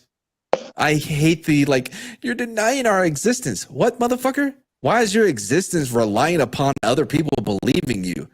Check it. Like, you know what I mean? Like, you exist. There's no getting around that. Ugh.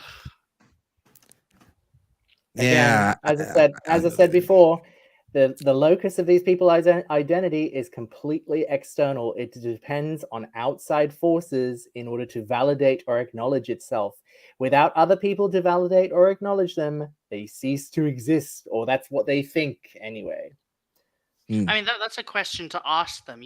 When you step indoors of a day and you've got no one around you, do you just cease to exist? Do you just stop being you?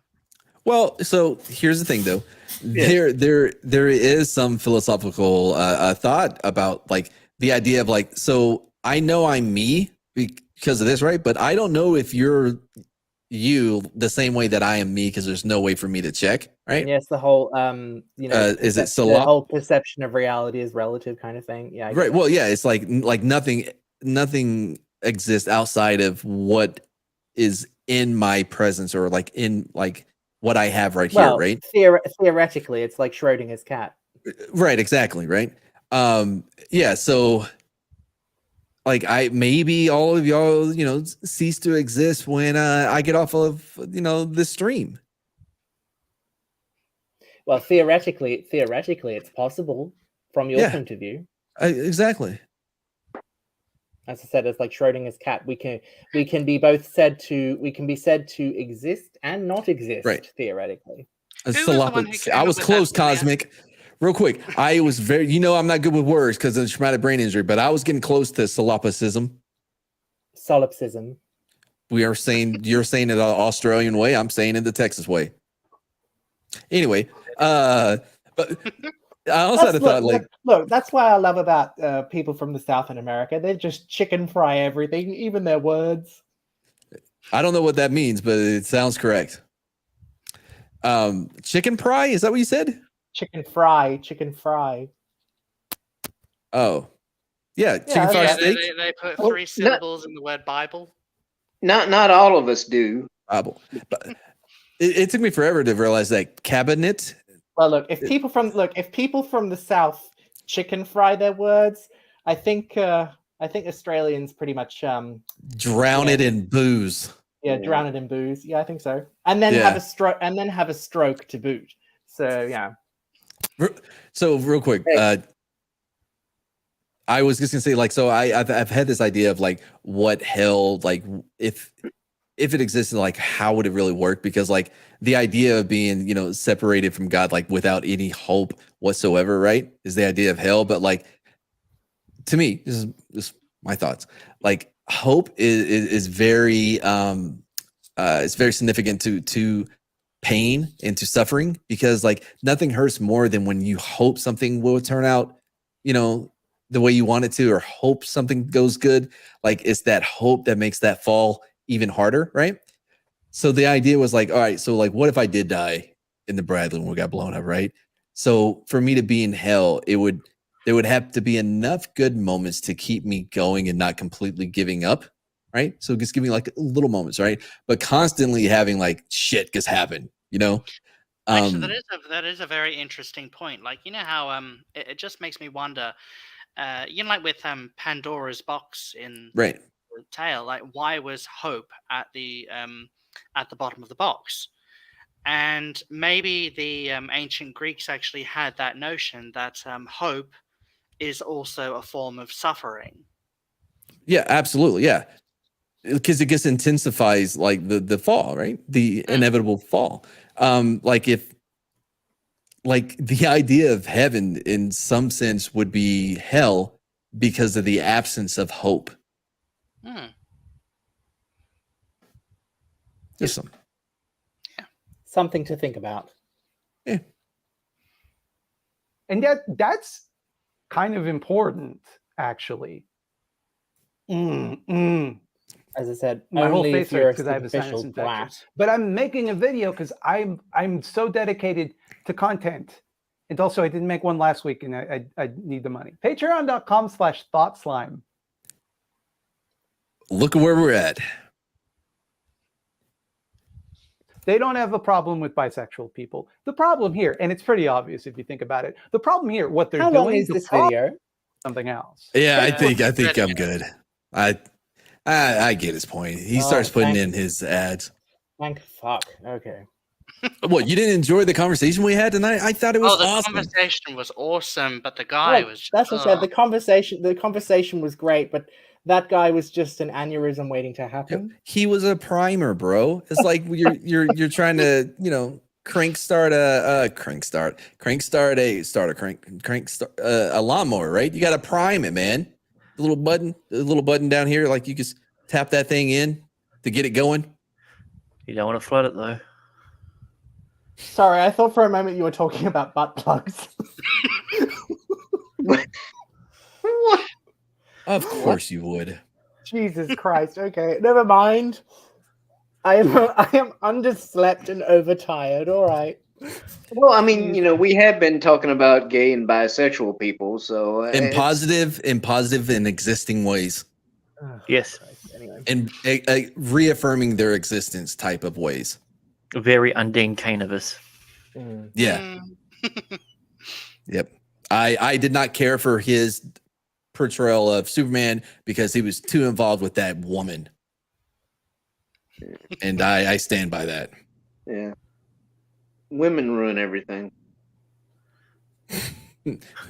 Your words, not saying I disagree. I'm just saying your words. Well, so I had my platoon sergeant once because they saw me leave with a couple of chicks after formation or whatever for like end of day, right? And I didn't have all my stuff ready for the inspection the next morning because I came back drunk, whatever. Anyway, so he's giving me this lecture, right? And he's like, every decision like a man makes, it can be tracked back down to a woman. like a woman, like, you know what I mean? Like every decision, whether it's your mother, your sister, your wife, your girlfriend, or whatever, like it always comes down to a woman. I remember thinking, I was like, I actually see what you're saying. However, I did join the army for a free t-shirt, so there wasn't really a woman involved in that decision. However, I can see a lot of other decisions though that would apply. And also, I'll save this one for next time, but don't forget to tell you about how I think grandmothers are the driving force behind religion, specifically Christianity, and they're the only thing holding it up. Yeah, look, I was just gonna add to your story there, Mad. I don't think men are necessarily motivated by women. I think they're motivated just as much by free stuff. Well, I mean, he didn't even get the t-shirt. That's the worst part. That's the fucked up, right? Yeah, I didn't even get the t-shirt, bro. Didn't even get it. Oh, screw that. No. Yeah, anyway, no. So your whole entire time in the army, you never got a T-shirt that said "Army."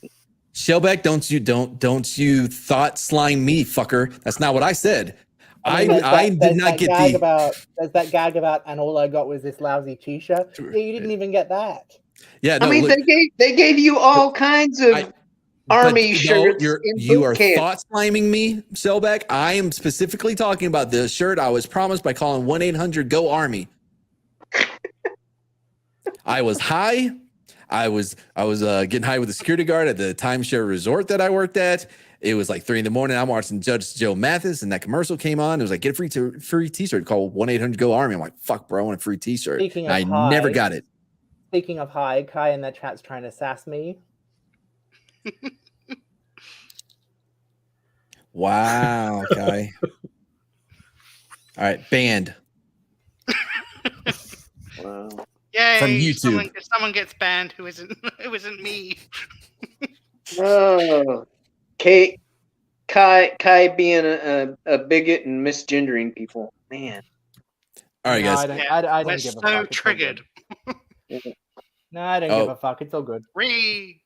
So, I just want to thank everybody. Matt joined to slay a dragon. No, dude, that's the Marines, bro. Sorry, I'm trying not to bring up topics that I guess like you know what I mean. Like if you hear something and it like sparks something, and you're like, oh, I really want to talk about that, but we've been doing this for 3 hours. Yeah. Anyway, just thanks to everyone that stayed throughout this 3 hours to listen to all of it. We were all over the place. Thank you so much to my Australian people. Grant's not here, so I don't have to thank him for shit. But Nick and Sam, thank you so much for coming on. Thank you. Thanks for inviting. Of course. I thought it was Nick and or Sam. Yeah, either or. Yeah, either or. Hardly matters. Shellback, thank you for coming on as well and helping out bring more Americanness. I honestly thought Nick and Sam was the one person, and it was just a split personality thing for ages. No, but that is way more interesting. What, he's like related or something? we never mind. I had to come back. I will save to say on someone else's channel, not mine. Anyway. Let's see. Shit. I forgot. I gotta go bring in the trash can. So yeah, that's it. Anybody got anything that they need to say or put out there? Wait a minute. No. So an just emoji. subscribe to everyone. Oh, sorry. Go ahead. Yep. Just make sure you subscribe to everyone, everybody. Yep. Hit the like button if you haven't already. Make sure you subscribe to everyone on this panel. Nick and I share a channel. Check out our videos. Maybe even do the cheeky thing where you play one after another. Just leave it running in the background or something. That would be really appreciated. You don't even have to listen to us. Just play it. Do you have a playlist set up so people can do that at ease? We do, actually. We've got playlists set up, yeah. As far as me, don't even bother subscribing if you're not going to watch the videos. No. By the way, that is really somehow that's really how somebody promotes their stuff. Yep. Shellback? Again, because that's not passive aggressive at all. But yeah. No. And it works. Yeah. thousands of subscribers after that. Anything, Shellback, turtle related or not? Well, I mean, I had a pretty cool conversation with comics division. Oh, yeah. Yes. So That's cool, dude. Yeah. Was that the go pre-show check one? out my replay. Oh, speaking of me, I should have a bespoke video. I was talked into fucking subscribing to that shit again. Should have that video. Again? Grant. Yeah, again, Shellback. People are mean. And they're like, no, bro, it'd be so funny, man. You should really do it again. Grant, we got a ETA, kind of? Yes, we do. Oh, you want me to tell you what it is? Okay. Yeah. They'll both be out. They'll both be out next week. We'll go one on Monday and one on Friday. Oh, look at that. All right. But if you didn't know, this is Grant is our Chief Executive Officer of Technology, Marketing, and Diversity. Yeah, I tried to be ahead of equity, but for some odd reason I didn't fit the bill. Anyway, One can only imagine why. so yeah, I guess that's gonna do it. Simulation be glitching. What? I'm not reading the chat because it's gonna make me want to talk about things. All right, bye everybody. Thanks for being here. That's Cheerio. a really good point they're making in the chat there. Toodaloo. Cheerio. Avita ting tong ting ting. Listen now, Mr. Kansas Law Dog. Law don't go around here. Savvy? Hey, Lord, dog. Law don't go around here. For the record, this is my old Twitter handle. I say, So Lord, dog. this needs to be updated. Law don't go around For the here. record. I want you to know it's over. Well, bye. Ooh, what a great show. Grant, we got to get some black people on our shows, man.